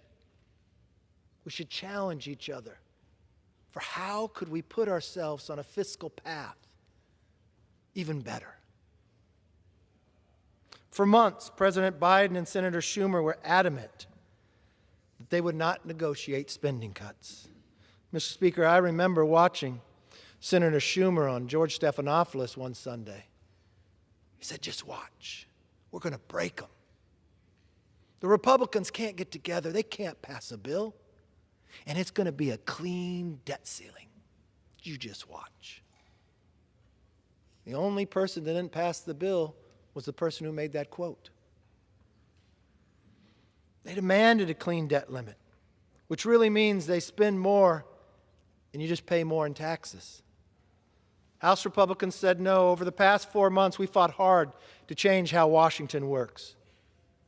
We stopped the Democrats from writing a blank check for more spending after the largest spending binge in American history that brought us some of the worst inflation our nation has ever known. We used the power we had to force the president to negotiate. You would watch me day after day requesting to negotiate with the president. We produced a bill that in divided government takes a step towards smaller government, less regulation, more economic growth, and more take-home pay. And unlike previous speakers, you don't have to pass the bill to find out what's in it. You had 72 hours to read it, and it's only 99 pages. 15 of those pages were just rescissions. Just money that we had spent that sat there. Here's the bottom line, Mr. Speaker. The Fiscal Responsibility Act is the biggest spending cut in American history. I, for one, Mr. Speaker, don't want to be on the wrong side of history. Yeah, I could say, I'm going to vote no because there's something not in the bill. If I took that philosophy, I would never vote yes. I simply read the bills in front of me and decide, is this good for the country? I would say that answer is easily yes. Taxpayers will save an additional $2.1 trillion, and for the first time in more than a decade, Congress will spend less next year than this year. In fact, Fiscal Responsibility Act is the only bill that reduces overall spending, reduces non-defense spending, and reduces the deficit unlike any other debt limit increase in recent history. We're finally bending the curve on discretionary spending because of this bill. And we're doing it while at the same time raising our national defense and our veterans fully funded, with Social Security and Medicare preserved, and without raising a penny in new taxes. That is a major victory. And Mr. Speaker, it's only part of the story. Tens of billions of dollars in unspent COVID funds will be clawed back for the taxpayers because of this bill's spending rescissions, the largest in American history. If you add up all the rescissions in American history and you add them together, this is larger than that. I think it's only common sense that if the pandemic is over, but the billions of dollars have not been spent, why would you spend them now if the pandemic's over? Why don't we provide them back to the hardworking taxpayer that has to pay it? Like Hallie. And Mr. Speaker, just listen to some of the programs we're slashing. $400 million from the CDC's Global Health Fund. Don't get worried, because that's not going to help you. That's your hardworking taxpayer money being spent to countries like China. I guess that's to help China be able to buy our bonds, and we'll pay for their health care. I'd rather focus on America. Or what about work-capable adults without dependents? They're going to get a job, they're going to learn new skills, and they're going to earn a paycheck because of this bill's new welfare reforms. These reforms are going to change people's lives. When you vote on this bill today, somebody's going to have a better job tomorrow because of your vote. Families will be stronger and more self-sufficient. People will be lifted out of poverty. Don't believe anyone who says our plan hurts America's social safety net. We are such a generous nation. And when people fall on tough times, we help them. That will not change. But this is an important assistance programs are supposed to be temporary, not permanent. A hand up, not a handout. A bridge to independence, not a barrier. If you also vote for this bill tonight, new roads, new bridges, and highways and pipelines, they're going to be built sooner and faster because of this bill's permitting reform. Mr. Speaker, I know that is a bipartisan view. We talk about it all the time. We see it in our homes. We get frustrated that you'll vote for a transportation bill, you'll serve 10 years in the Congress, and once you leave, the person who followed you 6 years later will be at the groundbreaking because we spent all that time studying. I think America wants to compete. They want to cut the red tape. They just want a fair process.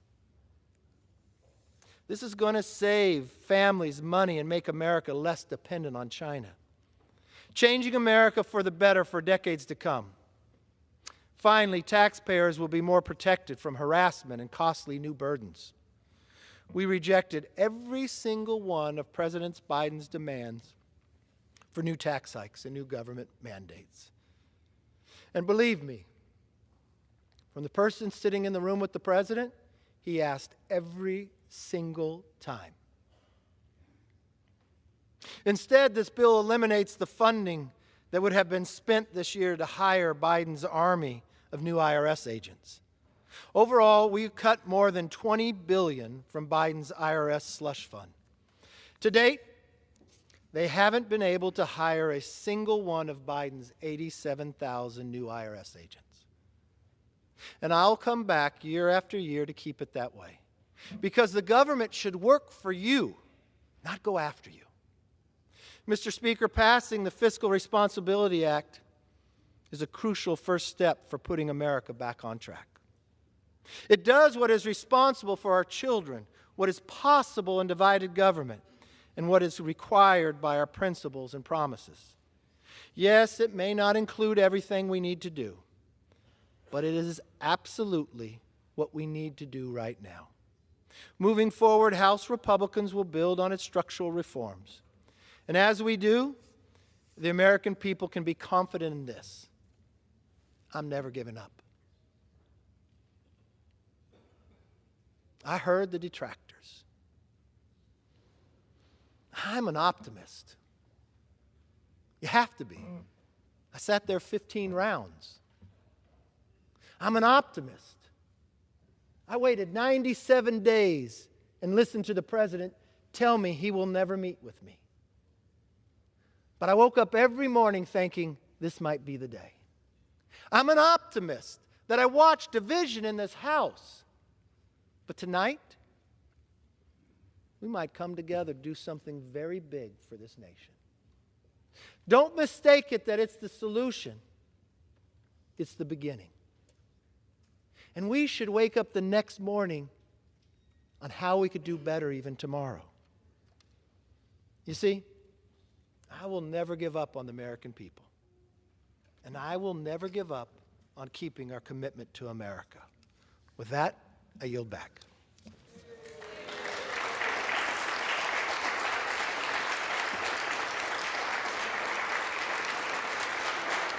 Does the gentleman from Missouri reserve?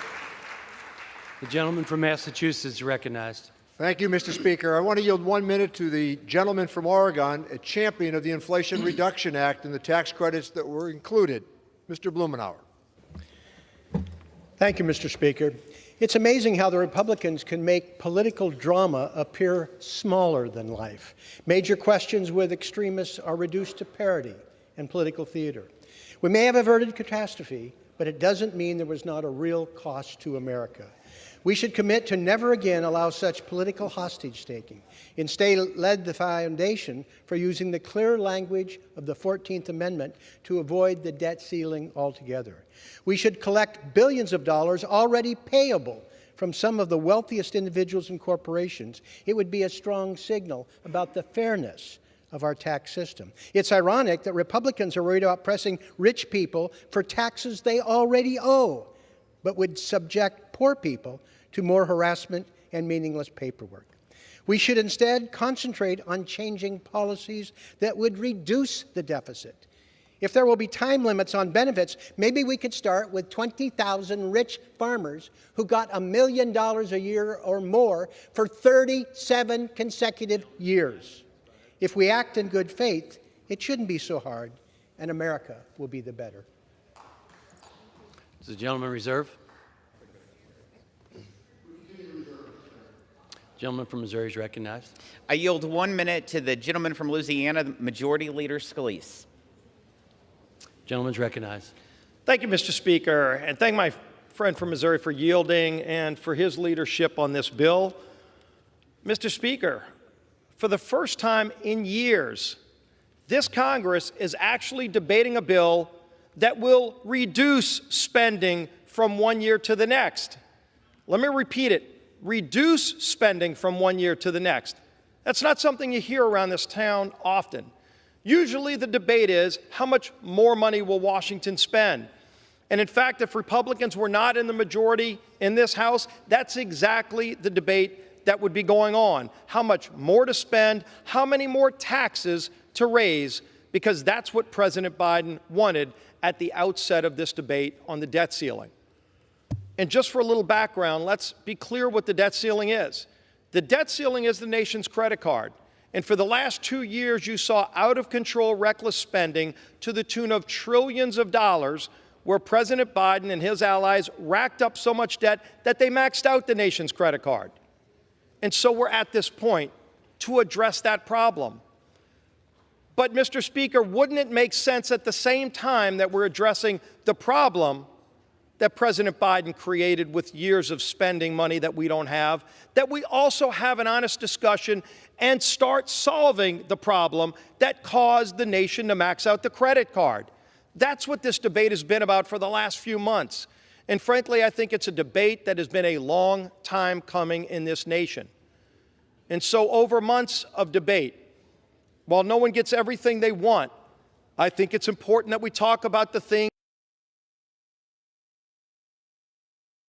that we got, that we talk about the things that the American people will get out of this bill that will help start turning the trajectory of our nation's spending in Washington, finally putting our country back on a path where we can keep this debate going. This is the first step. Let's make no mistake about it.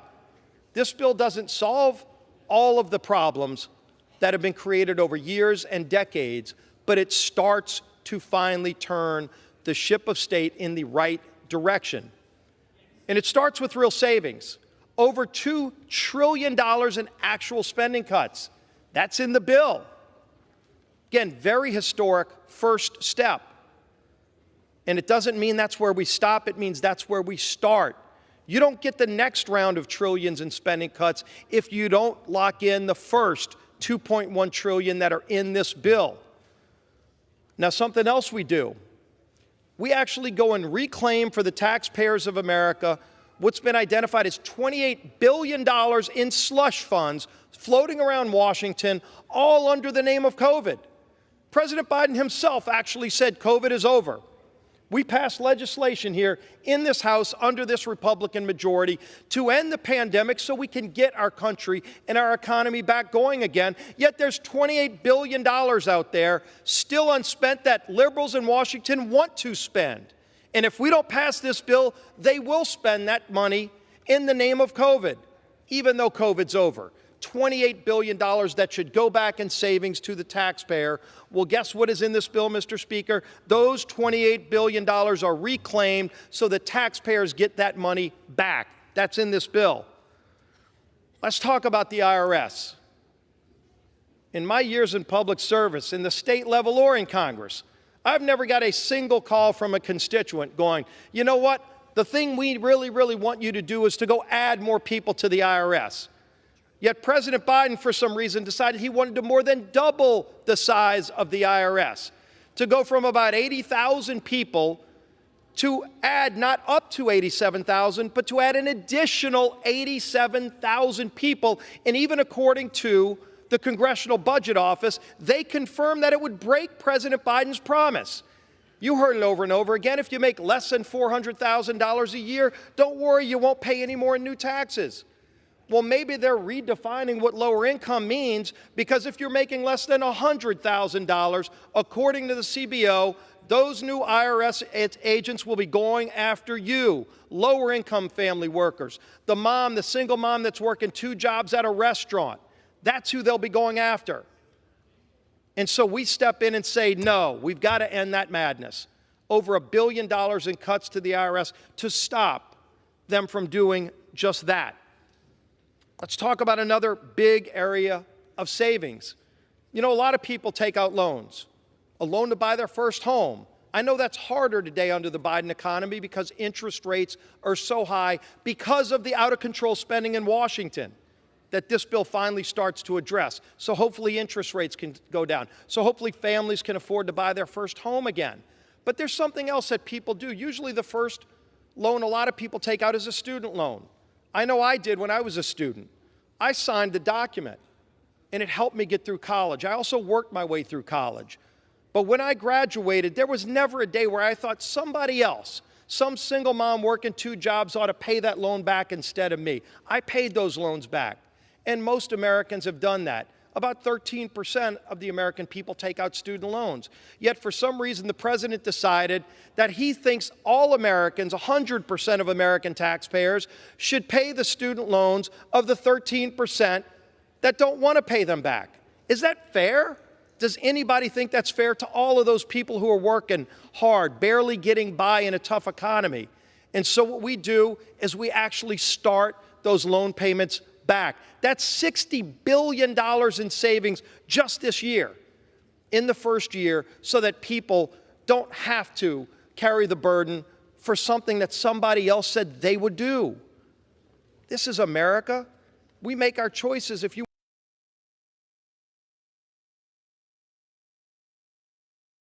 want to take out a loan, you should have that ability, but you shouldn't then expect somebody else to go pay it for you. Let's get back to the values that made this country so great. We put real permitting reforms in place. something we haven't seen in decades. Anybody that's trying to build anything in America, if you're trying to build a factory, if you're trying to maybe add on to your farm, if you've got a barn and you want to add on to it, they find a puddle in the back and under waters of the U.S., next thing you know, you got 5 different federal agencies where groups are suing to stop you from getting that permit, even though you've done everything right, you followed all the rules. So we finally fixed that. We create a one-stop shop so that if you're trying to get a permit, if you're playing by the rules, somebody else can't go game the system to try to kill your project by going to one agency and you spend 2 years fighting that lawsuit, you win that one, the next day they file another lawsuit with another agency and another, and next thing you know, it's 10 years later and you just give up and walk away. It happens all the time in America. By having a one-stop shop, but we also put shot clocks on the unelected bureaucrats. Because you know what, Mr. Speaker, if a federal agency tells you that you have to get them some information back, they don't say, hey, get it to us whenever you want it. They give you a deadline, and it's usually pretty soon. And if you don't meet that deadline, you don't get your permit. But if you get them all the information, you might wait 6 months, a year, or longer to hear back from the federal agency. These are people that work for the taxpayers of America. Shouldn't they have the same requirements in a shot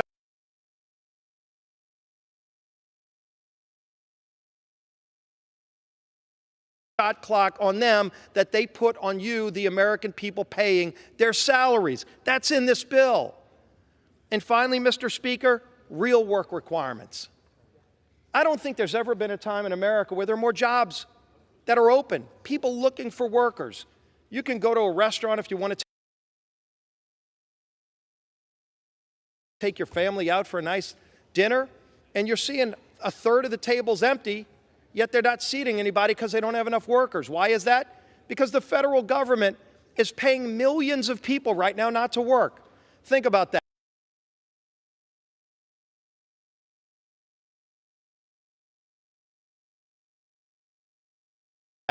In America, where everybody's looking for workers, the federal government is borrowing money from countries like China to pay people not to work.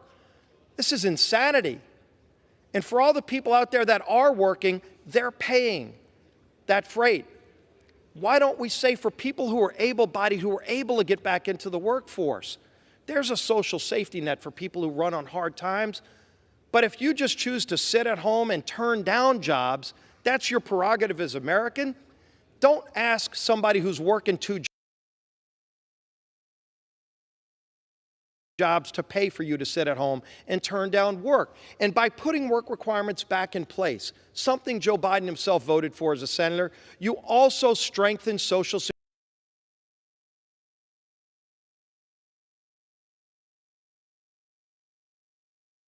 Security and Medicare. 2 programs that are going bust under President Biden's runaway spending that we shore up in this bill, actually strengthening those programs that are so important to the people who paid in for it. There's more work to be done, absolutely. And we will get to work tomorrow working on the next round of things we need to do to keep getting this country back on track. But we never get there if we don't start with the first step. That's what we're doing here tonight. That's why we need to get this bill passed and then go work on the next reforms we've got to do to continue strengthening this great nation, the United States of America. I urge passage, and I yield back the balance of my time. Gentleman yields. I reserve. Gentleman from Massachusetts. Thank you, Mr. recognized. Speaker. The distinguished majority leader failed to mention that we raised the national debt 3 times during Donald Trump's presidency. He failed to point out that $8.7 trillion was added to the national debt during Donald Trump's presidency. With that, let me yield 1 minute to the distinguished gentleman, a productive member of the Ways and Means Committee, Mr. Pasquarello.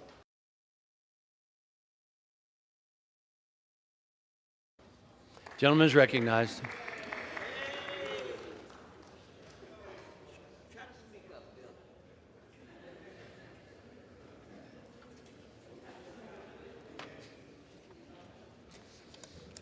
Mr. Chairman,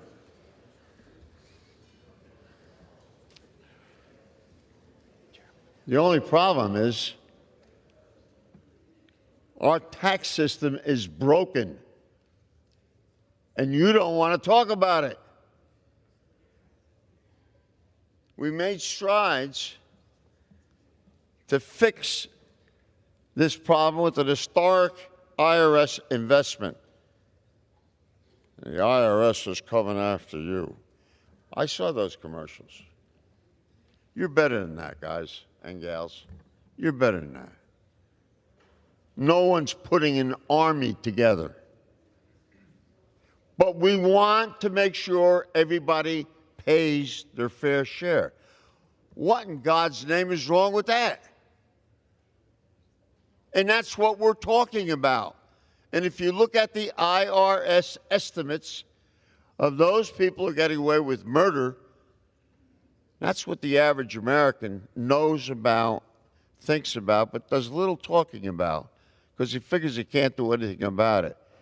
Gentleman's time has expired. Gentleman's time has expired. I'm sorry?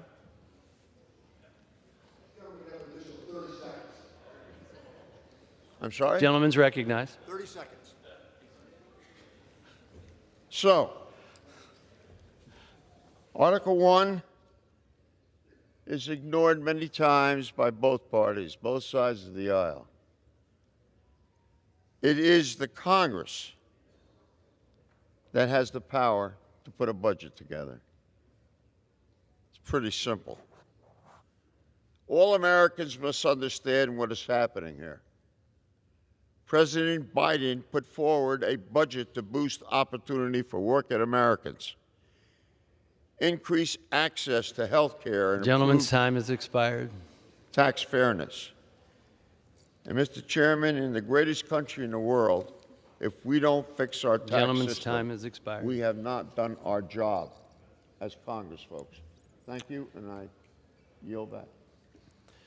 As a reminder, members are reminded to direct their remarks to the chair. Does the gentleman reserve? Speaker. Gentleman from Missouri is recognized. Mr. Speaker, Democrats often say that the new IRS funding will only be used to go after the wealthy. This is simply not the case. I ask for unanimous consent to submit for the record a CBO blog post from 2021 examining the Biden administration's $80 billion proposal and stating that it would return the audit rates to the levels of about 10 years ago and that rate would rise for all taxpayers. Our calculations show that this would mean 600,000 more audits per year for taxpayers making less than $75,000 a year. Without objection. I yield 1.5 minutes to the gentleman from Pennsylvania, Mr. Kelly. Gentleman is recognized. Thank you, Mr. Chairman. You know, I come from a town called Butler, Pennsylvania, and in that area, it's Pennsylvania's 16th congressional district. In that district, the average annual income for a family of 4 is about $52,000. Now, down here, people laugh and say, nobody can live on $52,000 a year. I said, in my district, they do. In my district, they do. But let's talk about this in kitchen table economics. Last year, we had about $4.9 trillion in revenue. We spent $6.2 trillion. Kitchen table economics is that you tell that family that earned $49,000, go out and spend $62,000, and they look at you like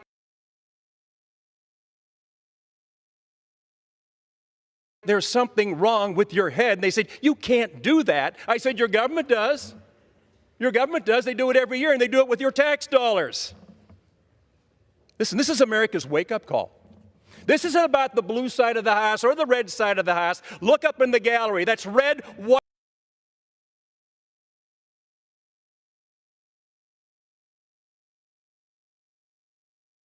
and blue. That is America. Those are the people that pay our taxes.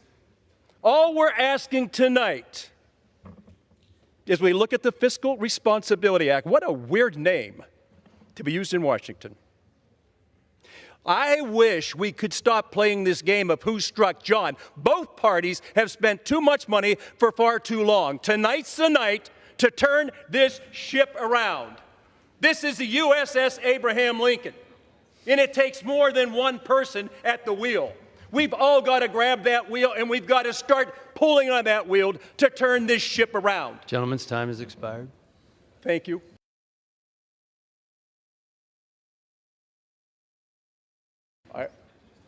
I appreciate the time, but I got to tell you, tonight's a wake-up call, America. Not a Republican wake-up call or a Democrat wake-up call, but an American wake-up call. Please, wake up. Does the gentleman reserve? A reserve. Gentleman from Massachusetts is recognized. Thank you. They're applauding for me, Mr. Speaker. Thank you.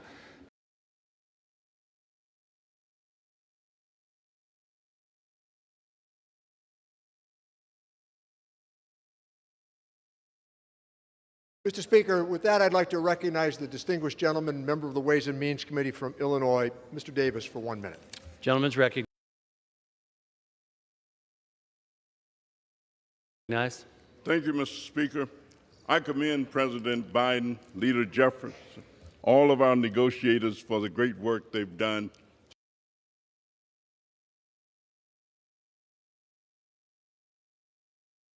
to keep us from defaulting on our debts.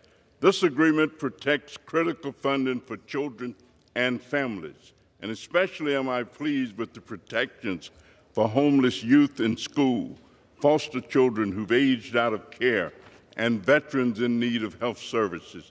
It protects Medicare, Medicaid, Social Security. This bill protects historic investments in clean energy. It also protects the 40 million student loan borrowers under President Biden's student loan relief plan, and it provides relief for some of my concerns about SNAP and work benefits and work requirements in TANF. I still have some serious concerns about how it affects the environment and responds to climate control issues. The bill is not everything I wanted, but it does give us an opportunity to pay our debt and protect the good work we've done during the first term of President Biden. Gentleman's time has expired. Thank you, Mr. Speaker, and yield back. Is the gentleman reserved? We continue to reserve, Mr. Speaker. Gentleman from Missouri is recognized. Thank you, Mr. Speaker. I yield 2 minutes to the gentleman from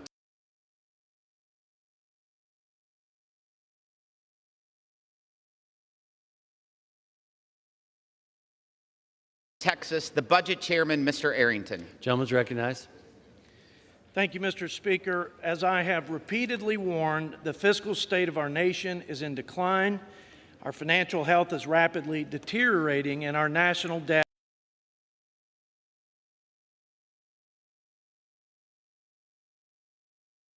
is unsustainable. And by the way, both parties bear some blame. But one thing is for sure, Mr. Speaker, we didn't get here overnight, and we won't get out of this mess with just one piece of legislation. Here's my admonition to my colleagues. This can't just be a one-off deal. It must be the beginning of a movement to restore fiscal sanity in our nation's capital. We must end the era of big government funded on the backs of our children, and change the culture in Washington to continuously and repeatedly rein in our out-of-control deficit spending. But today, there's only one deal on the table and only one question for me and my colleagues to answer. Do the biggest cuts to the wasteful and bloated bureaucracy, record rescissions of federal funds, and reforms to welfare and environmental regulations constitute a meaningful step in the right direction? Mr. Speaker, the answer is unequivocally yes. As I've said all along, we will pay our bills, we will protect the good faith and credit of the United States, but we will not give politicians a blank check to bankrupt our country. The American people gave Republicans the majority in the House to stop our Democrat colleagues' unbridled spending and reverse Biden's failed economic policies, and I believe the Fiscal Responsibility Act is certainly a good start, which is why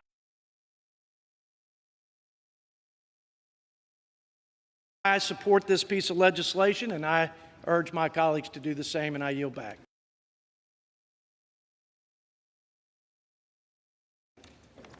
Gentleman yields. Is the gentleman reserve?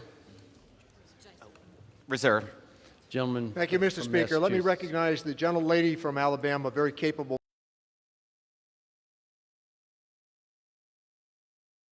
member of the Ways and Means Committee, Ms. Sewell, for 1 minute. Gentlelady is recognized. Mr. Speaker, I rise in support of the bipartisan budget agreement in order to protect Medicare, Medicaid, and Social Security, while also preventing a devastating default on our debt.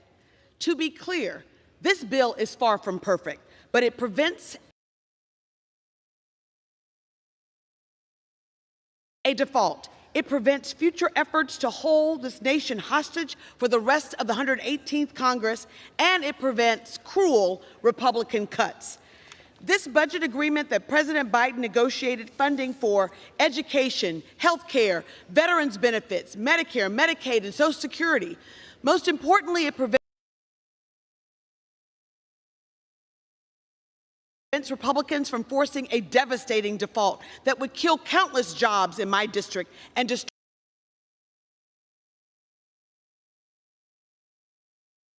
our economy. Mr. Speaker, I join in expressing my frustration with the crisis that my Republican colleagues have manufactured. The American people deserve better than a Republican majority that chooses to govern crisis by crisis. Let's lift this debt ceiling and get on with the people's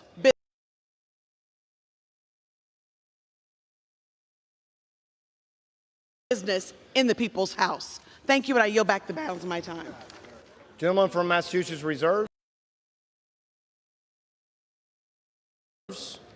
We continue to reserve, Mr. Speaker. Gentleman from Massachusetts reserves. The gentleman from Missouri is recognized. Thank you, Mr. Speaker. I yield.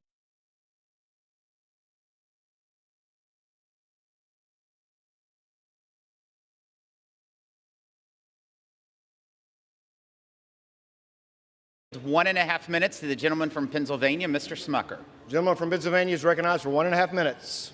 Thank you, Mr. Speaker, and I thank the chairman for yielding. Mr. Speaker, I rise today in support of the Fiscal Responsibility Act. How could I not support a bill that claws back billions in unspent COVID funds, a bill that cuts trillions in Biden's out-of-control spending, a bill that caps spending levels for years to come, and a bill that enacts work requirements to bring more Americans back into the workforce, lift households out of poverty by connecting them with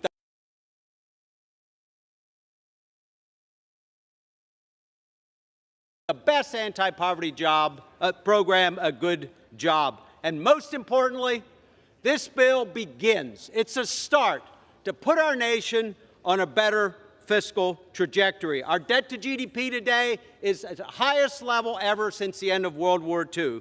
If we do nothing to curb spending, our federal debt will be double our GDP by 2050.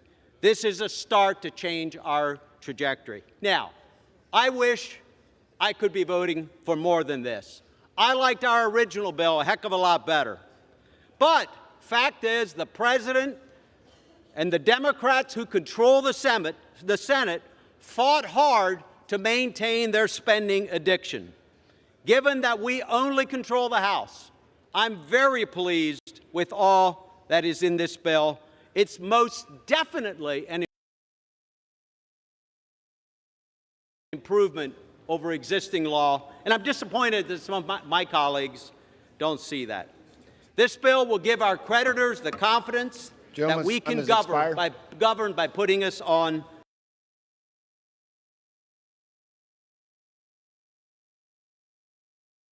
a better path. It's a step in the right direction, and I'm proud to support it.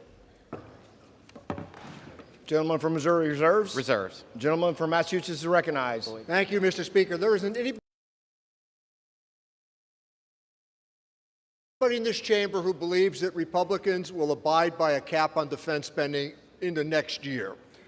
Let me yield 1 minute to the distinguished gentlelady from Washington, Congresswoman Delbene, a champion of the child tax credit. The gentlelady is recognized for 1 minute. Thank you, Mr. Speaker. I rise today in support of the bipartisan budget agreement. This deal will protect American families and our economy from a devastating default on our nation's bills in just 5 days. It will also shield our veterans, seniors, law enforcement, and schools from the worst of the extreme demands my Republican colleagues issued while holding our economy hostage. This deal is far from perfect. But we can't let perfect be the enemy of the good when the stakes are this high. A default would mean an immediate recession, millions of jobs lost, devastating retirement accounts, and higher borrowing costs for Americans. Compromise means that no one gets everything they want. So we have a choice between a catastrophic outcome or a chance to move forward with a bipartisan compromise. The worst outcome here would be a default. So let's get this done and over to the Senate so we can take default off the table. I yield back. Gentleman from Massachusetts reserves. Continue to reserve. The gentleman from Missouri is recognized. I yield 1.5 minutes to the gentlelady from New York, Ms. Malliotakis. The gentlelady is recognized for 1.5 minutes. Mr. Speaker, the Rolling Stones said, you can't always get what you want, you get what you need. And we need to avert a default that would stop checks to our seniors, benefits for our veterans, hurt the U.S. dollar, and Americans' retirement savings. We also need to change the fiscal trajectory of our nation, and this bill does both.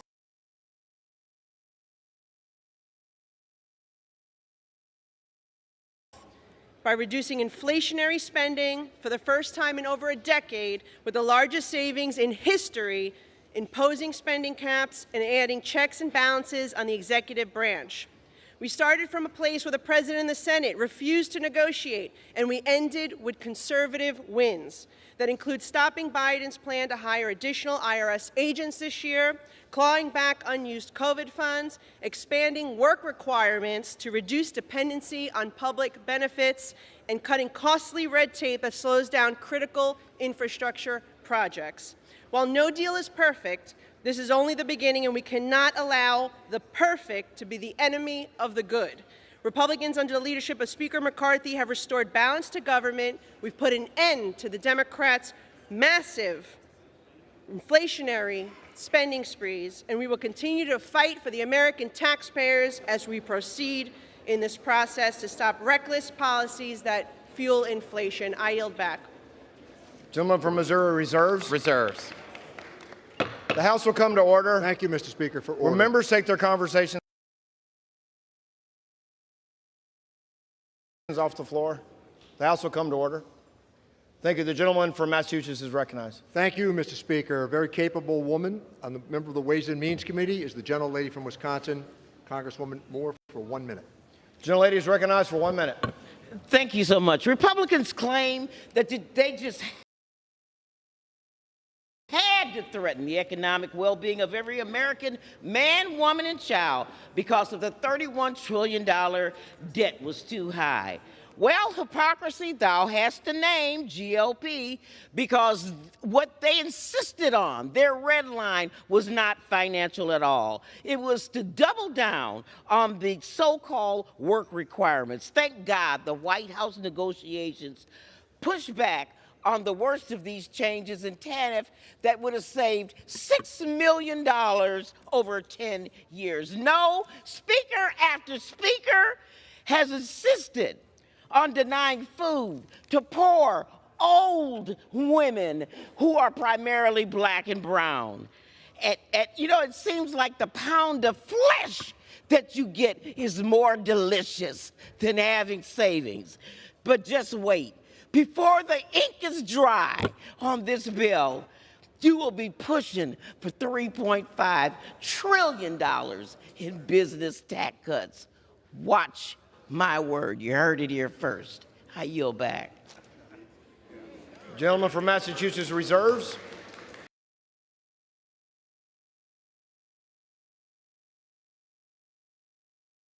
Gentleman from Massachusetts reserves. Continue to reserve, Mr. Speaker. The gentleman from Missouri is recognized. I yield 1 minute to the gentleman from Pennsylvania, Mr. Muser.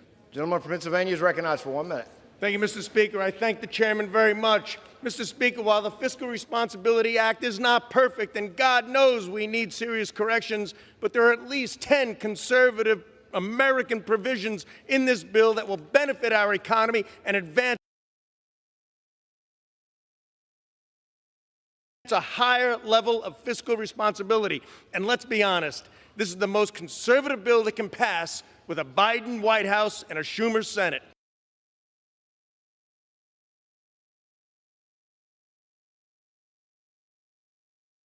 The Fiscal Responsibility Act stops the excessive spending, stops the bleeding, and adds to our workforce with work requirements.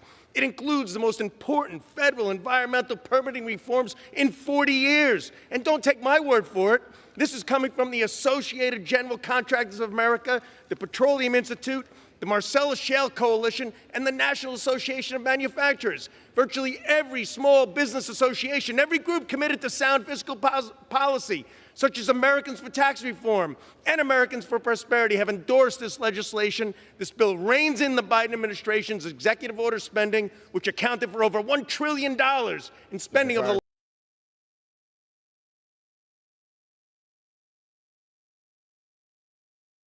last 2 years. There's also a reduction of the IRS of $20 billion, protect Social Security, and all the while we will avoid a catastrophic default. I urge support of this bill. Thank you, Mr. Speaker. Gentleman from Missouri continues to reserve. I reserve. Gentleman from Massachusetts is recognized. Thank you, Mr. Speaker.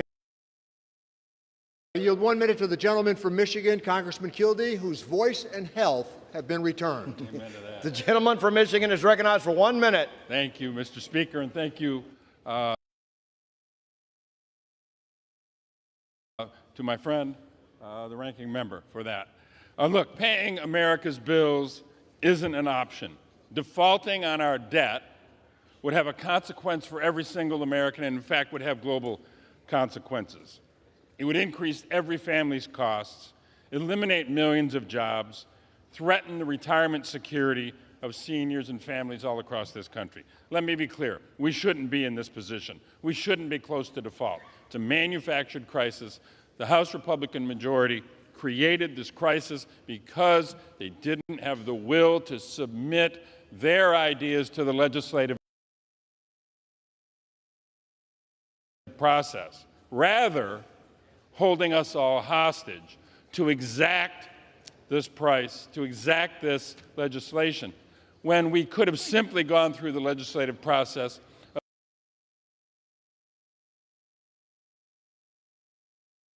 of making decisions about the priorities for this country. They have the majority on the Appropriations Committee, on the Ways and Means Committee, on the Budget Committee. They ought not fear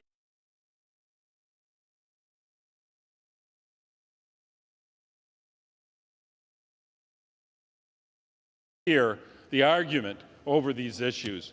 We need to make sure that we accept the fact that we've come to a compromise that protects Medicare, Medicaid, protects the American people from catastrophic default. I urge my colleagues to support Gentleman's this time has expired. Gentleman from Massachusetts reserves. Gentleman from Missouri is recognized. I yield 1 minute to the gentleman from California, Mr. McClintock. Gentleman from California, you're recognized for 1 minute. Thank you. Mr. Speaker, this is the first time in my 15 years in Congress that I've voted to increase the debt limit. I do so today because this measure places real constraints on future spending, more than $2 trillion.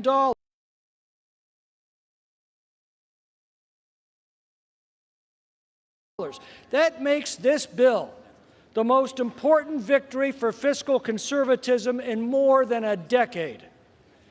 The debt is but a symptom of the central problem: reckless spending. Once we've spent $1, there are only 3 ways to pay for it: taxes, inflation, or debt. It's the spending stupid. We've got a long way to go. But until the American people have had enough and replaced the President and the Senate majority, this is a remarkable step forward. And the many pro-growth provisions in the bill provide the most potent antidote to debt: economic expansion.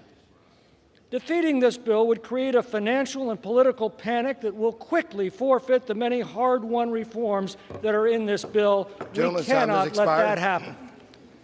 Gentleman from Missouri reserves. Reserves. Gentleman from Massachusetts is recognized. I yield 1 minute to the very capable gentleman from Virginia, a member of the Ways and Means Committee, Congressman Beyer. Gentleman is recognized for 1 minute. Thank you, Mr. Speaker. Mr. Speaker, I rise in support of this imperfect bill. Look, I would much rather have voted for a clean debt limit increase, as we did 3 times under the previous president. And I do believe it's profoundly wrong. The Republicans chose to hold our economy hostage, using the American people as leverage to demand concessions, and it was unnecessary. We're in a divided House. They have all the leverage they need to negotiate this through the regular appropriations process.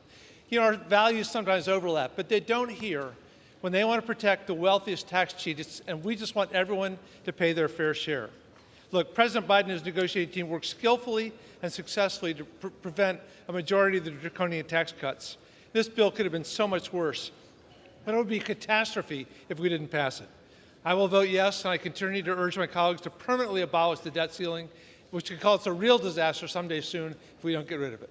Thank you, and I yield back. Gentleman from Massachusetts reserve, Mr. Speaker. Gentleman from Missouri is recognized.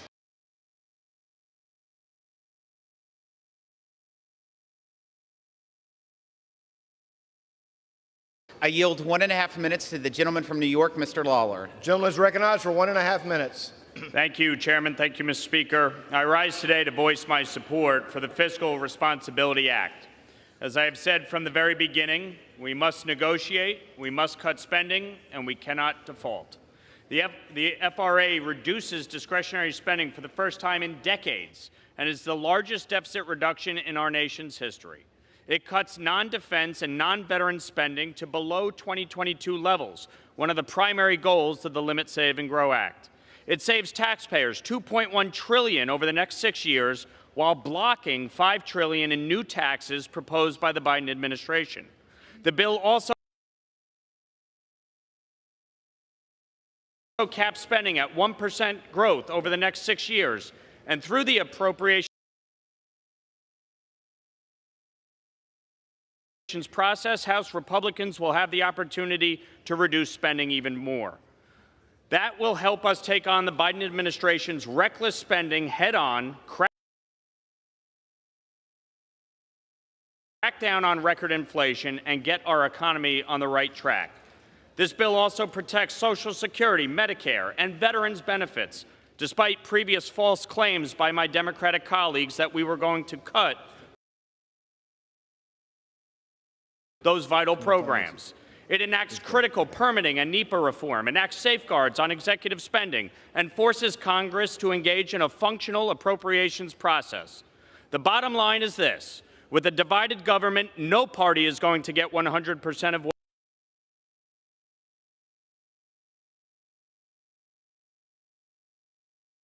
what it wants. We all have a responsibility to govern, and default is not an option.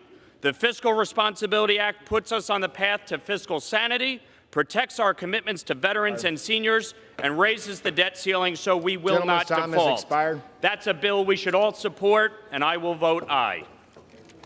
Gentleman from Missouri reserves. Reserve.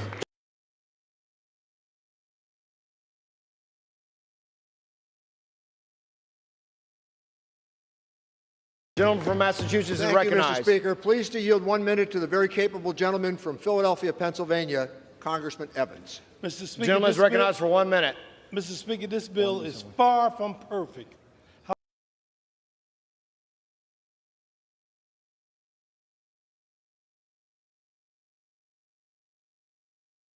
However, the full faith and credit of the United States is at risk, and we cannot let Republicans drive us to default. Defaulting on the national debt would disrupt Social Security benefits for 92,000 households in my congressional district. I will not stand by and let harm come to our nation, seniors and people disabled. I urge my colleagues not to draw out this debt crisis and instead return to our focus of lowering the cost for working families. I yield back, Mr. Speaker. Massachusetts reserves. Gentleman from Missouri is recognized. Mr. Speaker, I reserve. I'm sorry? I reserve. Gentleman from Missouri reserves. Thank you, Mr. Speaker. We have a breakdown of the time.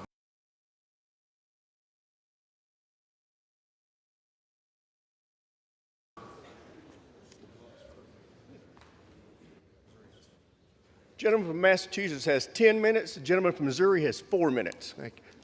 Thank you, Mr. Speaker. Let me yield 1 minute to another very capable member of the Ways and Means Committee, the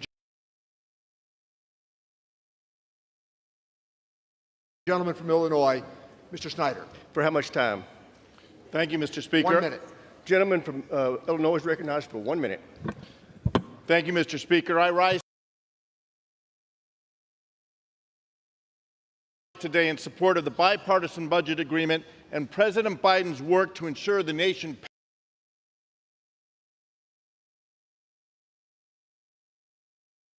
pays our bills and avoids catastrophic, self-inflicted economic crisis. This legislation protects the many bipartisan achievements realized in the last Congress, such as the Infrastructure Investment and Jobs Act, CHIPS and Science Act, and PACT Act, as well as the Inflation Reduction Act with its historic investments in addressing climate change. With this vote, we will protect Social Security, Medicare, and Medicaid, and prevent devastating cuts sought to life-sustaining SNAP and TANF programs. With this vote, we will keep America moving forward to meet the challenges ahead of us. Compromise requires give and take, and both sides make difficult concessions to achieve this agreement. This is the result of bipartisan deal-making, and I look forward to holding up the President's side of this bargain. I hope this is a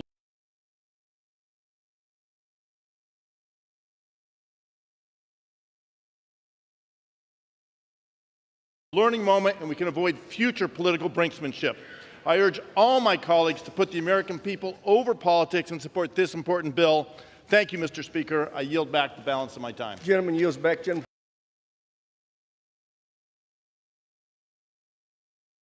from Massachusetts reserves. Gentleman from Missouri is recognized. I reserve, Mr. Speaker. Gentleman from Missouri continues to reserve. Gentleman from Massachusetts Thank is you, recognized. Mr. Speaker. Let me yield 1 minute again to a very capable member of the Ways and Means Committee, the gentleman from California, Congressman Panetta, for 1 minute. Gentleman from California is recognized for 1 minute. Thank you, Mr. Speaker.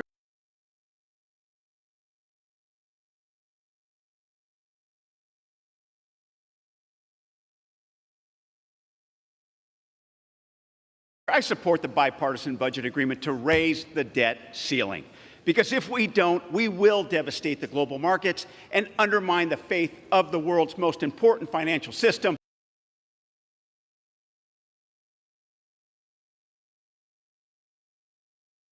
The United States of America. I support a clean raising of the debt ceiling, but elections have consequences. And my colleagues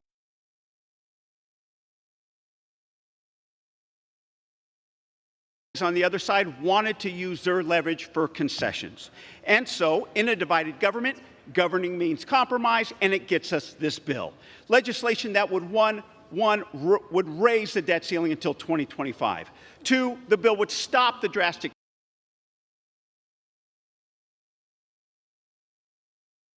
cuts desired by the Republicans, and it would protect Social Security, Medicare, and Medicaid. And although it limits SNAP for certain ages, it expands those types of benefits for veterans and our homeless.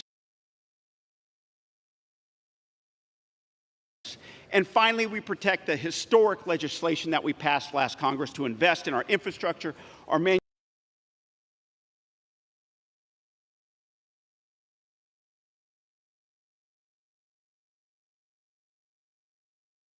manufacturing, reduce our drug costs, and care for veterans. And part of this bill even furthers our transition to clean energy. So I will vote for this bill, but we have a lot more to do if we want to get serious about reducing our debt and deficit.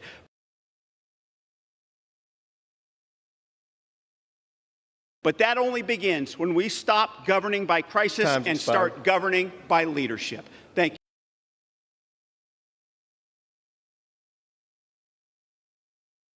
you, Mr. Speaker. I yield back. Gentleman from Massachusetts continues reserved. Gentleman from Missouri. I yield 1 minute to the gentleman from Texas, Mr. Pfluger.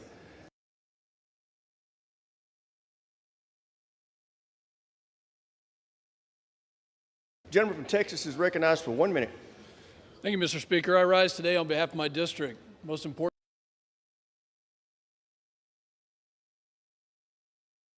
energy district in the country, and on behalf of American energy independence, and on behalf of all Americans who are searching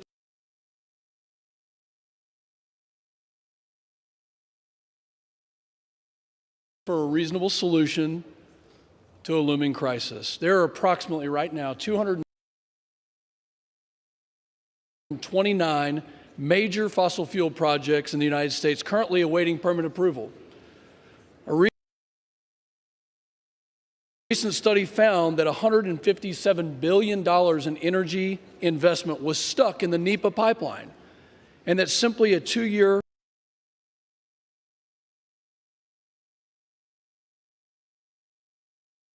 NEPA deadline would spur $67 billion in energy investment. Killing energy projects by the bureaucratic red tape nightmare and the slow walking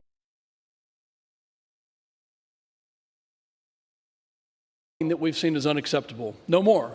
I'm extremely proud of the energy reforms, the NEPA reforms, the EPA reforms in this bill, the first in over 40 years, which will speed up over 200 projects to lower costs for consumers and protect our national security. No, this bill is not perfect, and arguably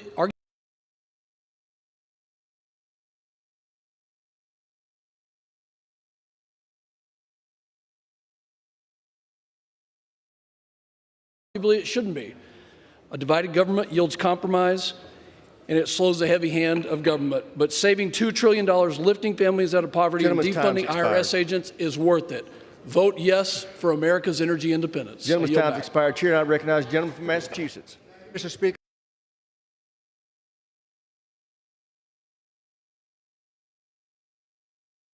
I want to yield 1 minute to the distinguished gentlelady from the Virgin Islands, an alum of the Ways and Means Committee.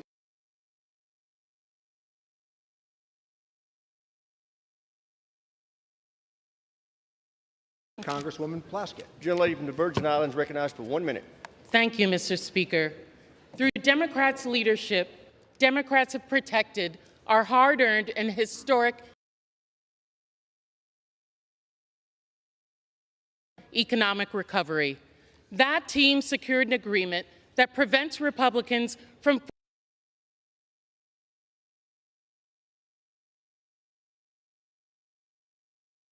forcing devastating default and rejects their most extreme cuts in the GOP Default in America bill. President Biden's agreement protected Social Security, Medicare, Medicaid, veterans' health care. This was a negotiation with individuals whose prime priority was cutting food assistance and protecting the wealthy, and that was their main priority across the entire negotiation. Fiscal responsibility, their only responsibility was to protect their tax cuts for ultra-wealthy that grew the debt to $7 trillion in the first place. The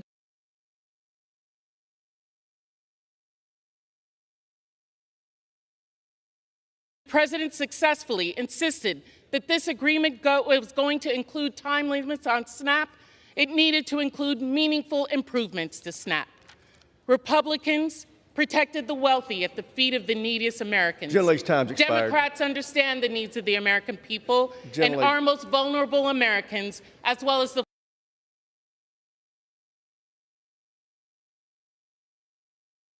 full faith and credit of the American people. Gentlelady's no longer recognized. Gentleman from Massachusetts reserves. Gentleman from Missouri is recognized. Mr. Speaker, I'd like to remind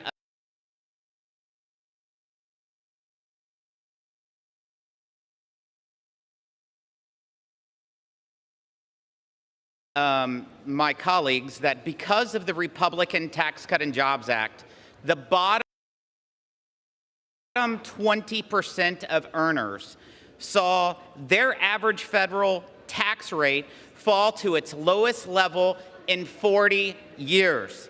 Low and middle income families of four saved at least $2,000 on their tax bill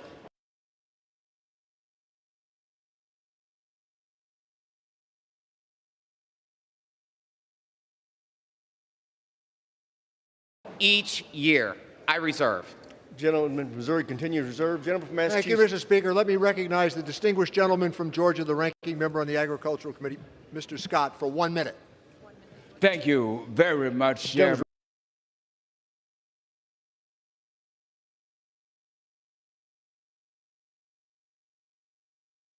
Recognized. Ladies and gentlemen, this is a most historic night. Gentleman will suspend. The House will be in order. Gentleman needs to be heard.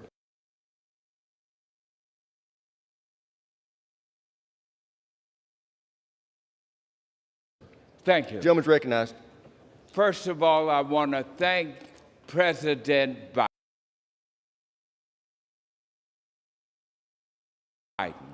President Biden invited me, along with the other leaders, ranking member and chairman of our Agriculture Committee.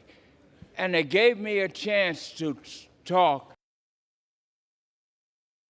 straight to the president about the serious food shortage that's coming to our veterans. Right now, when I told him, and many of you may not know this,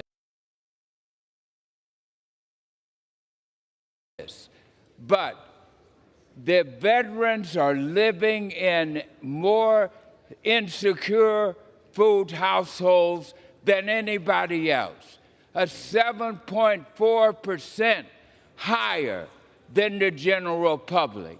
And when I told President Biden that, he said, we got to do something about it. And that's when he moved with his energy to be able to take not only the veterans, but SNAP and others off of SNAP work requirements. Gentleman's time God expired. bless this president for his leadership. Gentleman's time's expired. Chair will remind members that they need to remove their conversations from the floor.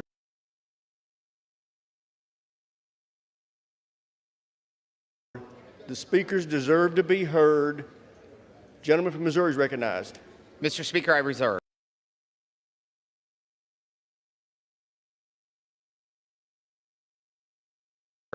Gentleman continues to reserve. Gentleman from Massachusetts is recognized. Let me recognize the distinguished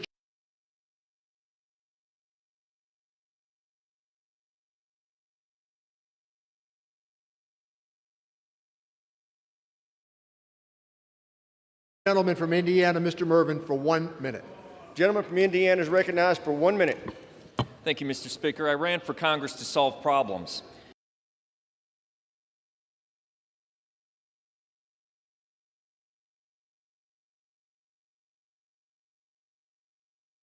And this legislation averts a crisis. A default would jeopardize millions of people with unemployment, increase credit ratings, or increase interest rates, and risk retirees and devastate their 401ks. A default would also jeopardize numerous investments in the American worker in the 117th Congress, including the Infrastructure Investment and Jobs Act. This bill not only increased created jobs, but it also, with a strong Buy American provision, strengthened our domestic steel and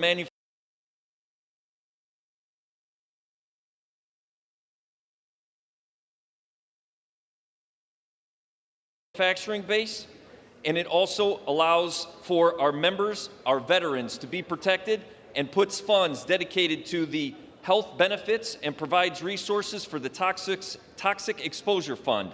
I appreciate and the dedicated work of the administration and the Democratic colleagues. For my neighbor Gretchen, who had anxiety about her 401k, This bill supports the American worker, it supports the American industry, the steel industry, and it also Gentleman's time's expired. protects the American dream. I'm voting yes.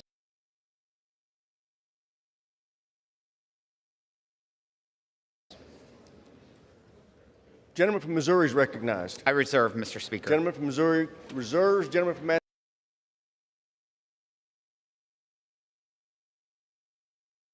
Massachusetts. Mr. Speaker, could I recognized. inquire as to how much time? Gentleman from Massachusetts has 5 minutes remaining. Okay. Gentleman from Missouri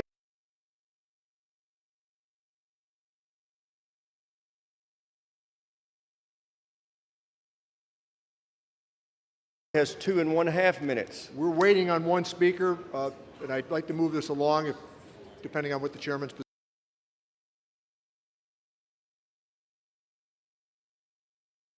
position is. Prepared to close. We're prepared to close. You're prepared to close? Yes. Not here. We're prepared to close. This gentleman from Massachusetts is recognized for closing. Thank you, Mr. Speaker. I think that this has been an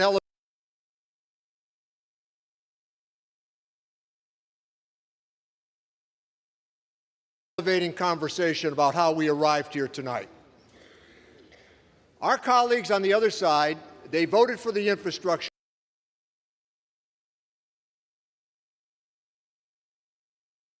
bill, they voted for the CHIPS Act, they voted for the CARES Act, they voted for the defense spending increases,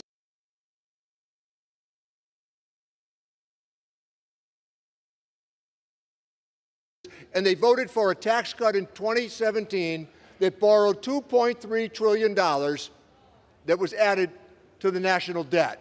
Now, for those who might be paying attention tonight, the national debt is the cumulative effect of deficits. These were annual deficits that were run up.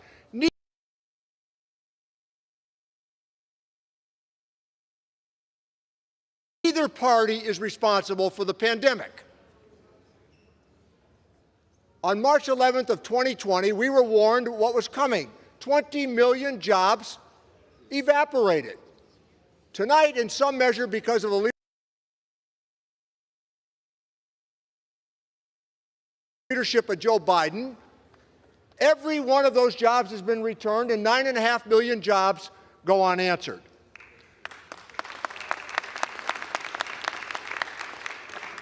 In this negotiation, which means you don't get everything you want, there are some quality moments that we take great credit for. We defended Social Security, despite the fact there were 3 Republican senators who proposed cuts to Social Security. That's the reality.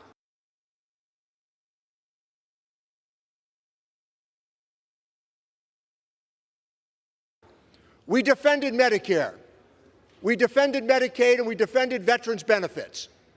And very proud of the fact that we wrote the Pandemic Relief Act. There's a group here tonight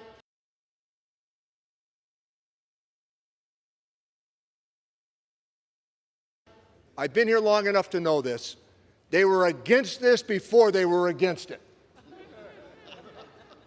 They were against it years ago. Never mind tonight.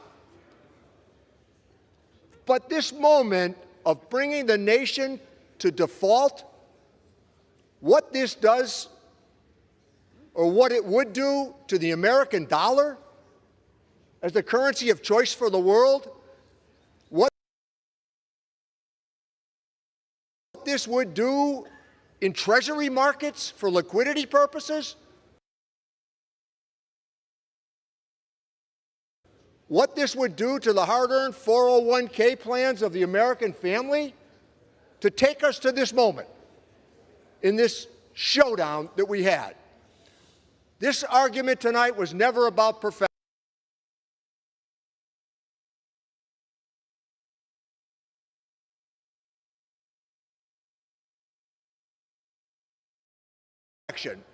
All 435 members of this House would probably have written a different version of this bill.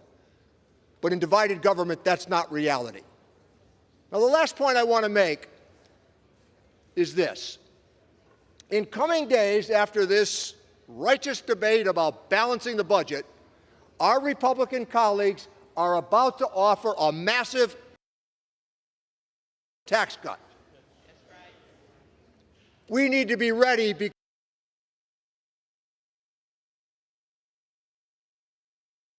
because of the fiscal rectitude that they have offered on this floor tonight. So the corresponding responsibility of all of us is to point out what they intend to do with another tax cut. 201, $1.3 trillion. And by the way, with 2 wars and 2 million more veterans that we need to support. Now, the other reality is back in 2003, another $1 trillion of tax cuts. And the worst one of all, that tax cut in December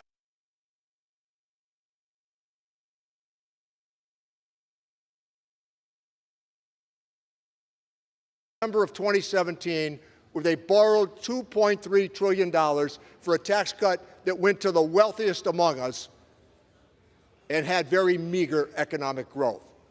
So this debate tonight was a good and spirited one because we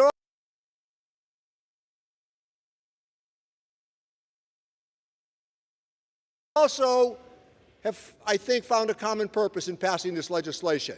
But let's engage this debate going forward.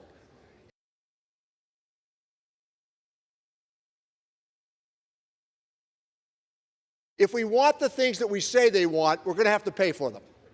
And that means at some point revisiting these tax cuts that have been put on the table in an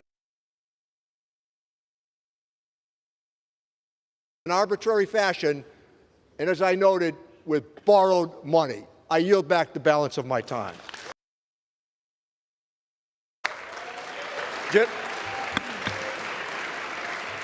gentleman from Massachusetts yields back the balance of his time. The gentleman from Missouri is recognized.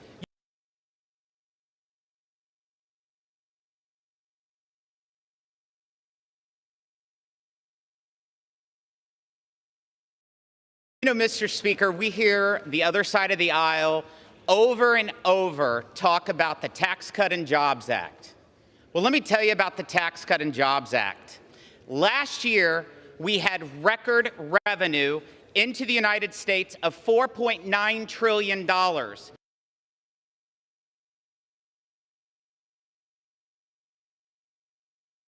Which was $900 billion plus more than what Joint Tax and CBO predicted what would happen upon passage of the Tax Cut and Jobs Act. The Tax Cut and Jobs Act delivered for a family of 4 who makes less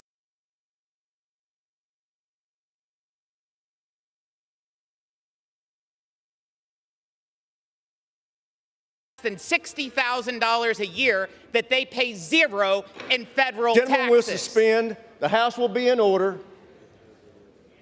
Members will remove their conversations from the floor. The gentleman deserves to be heard. The gentleman is recognized. But Mr.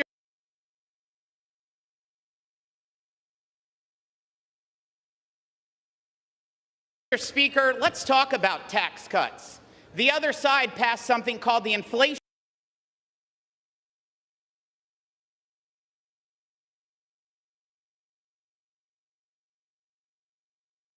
Reduction Act, and it was tax cuts for their wealthy donors. In fact, the CBO just came out with a new score saying that it cost over $700 billion. But guess what? 90% of your tax credits go to corporations with more than $1 billion in revenues. And it goes to $125 billion to China. That is what your tax cuts did.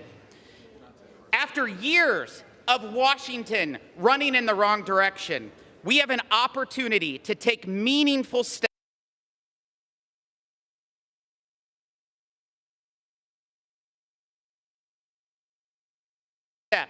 in the right direction on addressing America's debt crisis. The American people deserve nothing less. They see what inflation caused by reckless spending of the Democrat Party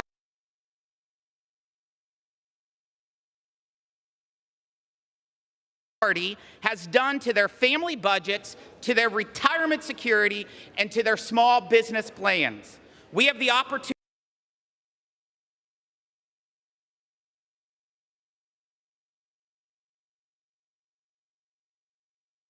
to end the constant doling out of tax dollars under the guise of COVID relief. We have the opportunity to downsize the $80 billion pay raise that was given to the IRS last year.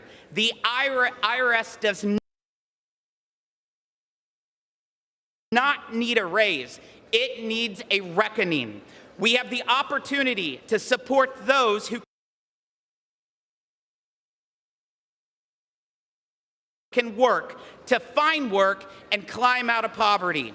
We have the opportunity to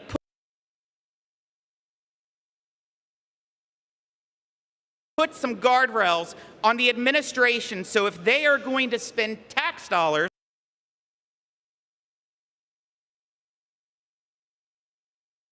by executive fiat, they have to find savings somewhere else. We have the opportunity and the responsibility to address our debt crisis as we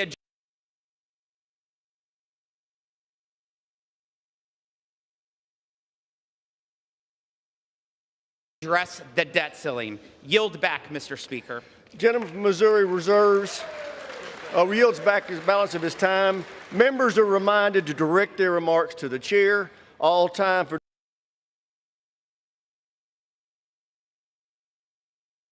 debate has expired pursuant to House Resolution 456. The previous question is ordered on the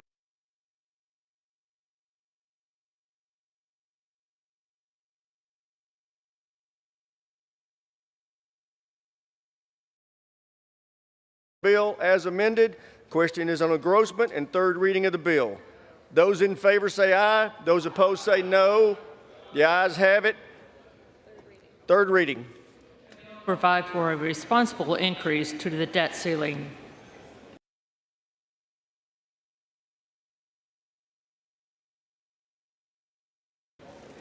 The question is on passage of the bill. Those in favor say aye. Those opposed say no.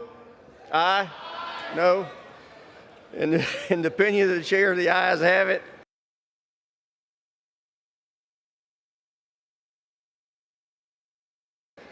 Without objection, purpose is the gentleman from Massachusetts asked for a recorded vote. Those in favor of a recorded vote will rise.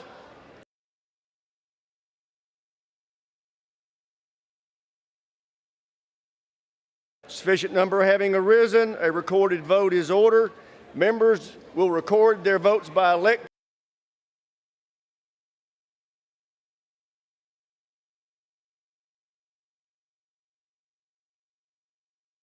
device.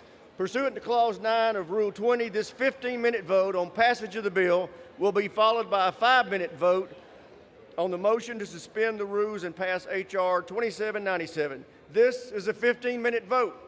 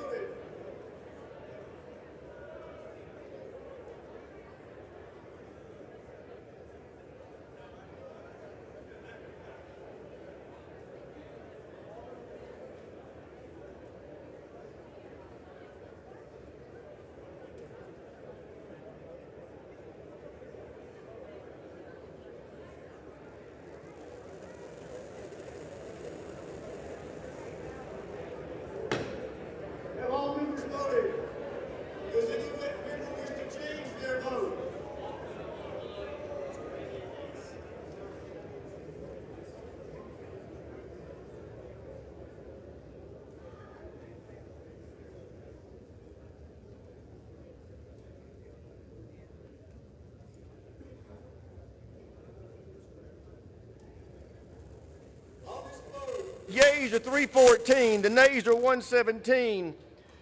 The bill is passed. Without objection, a motion to reconsider is laid on the table.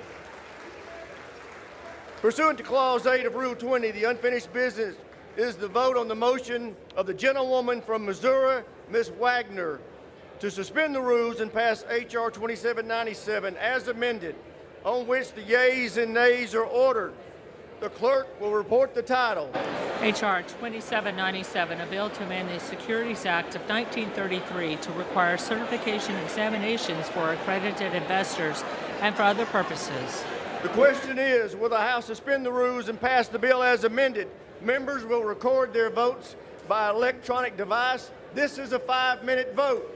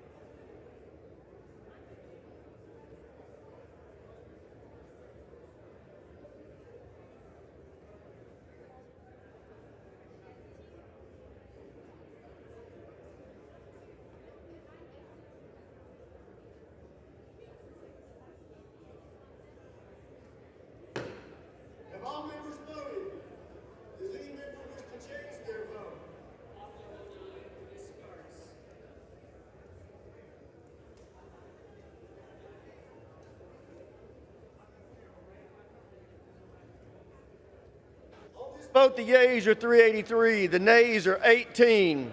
Two-thirds being in the affirmative, the rules are suspended, the bill is passed, and without objection, the motion to reconsider is laid on the table.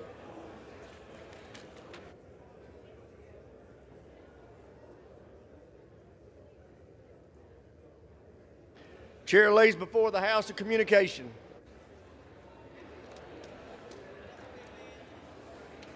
The Honorable the Speaker, House of Representatives, sir.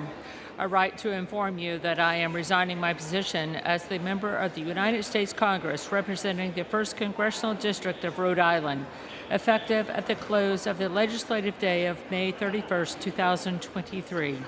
It has been the honor of my lifetime to represent the 1st Congressional District of Rhode Island in the United States House of Representatives, and I am eternally grateful for the trust and faith that the people of the 1st District placed in me to serve as their member of Congress for the past 12 years. Enclosed, find a copy of the letter I have submitted to the Rhode Island Governor, Daniel J. McKee. Signed sincerely, David N. Cicilline, Member of Congress. Pursuant to Section 3Z of the House Resolution 5, the House stands in adjournment until 11 a.m. tomorrow.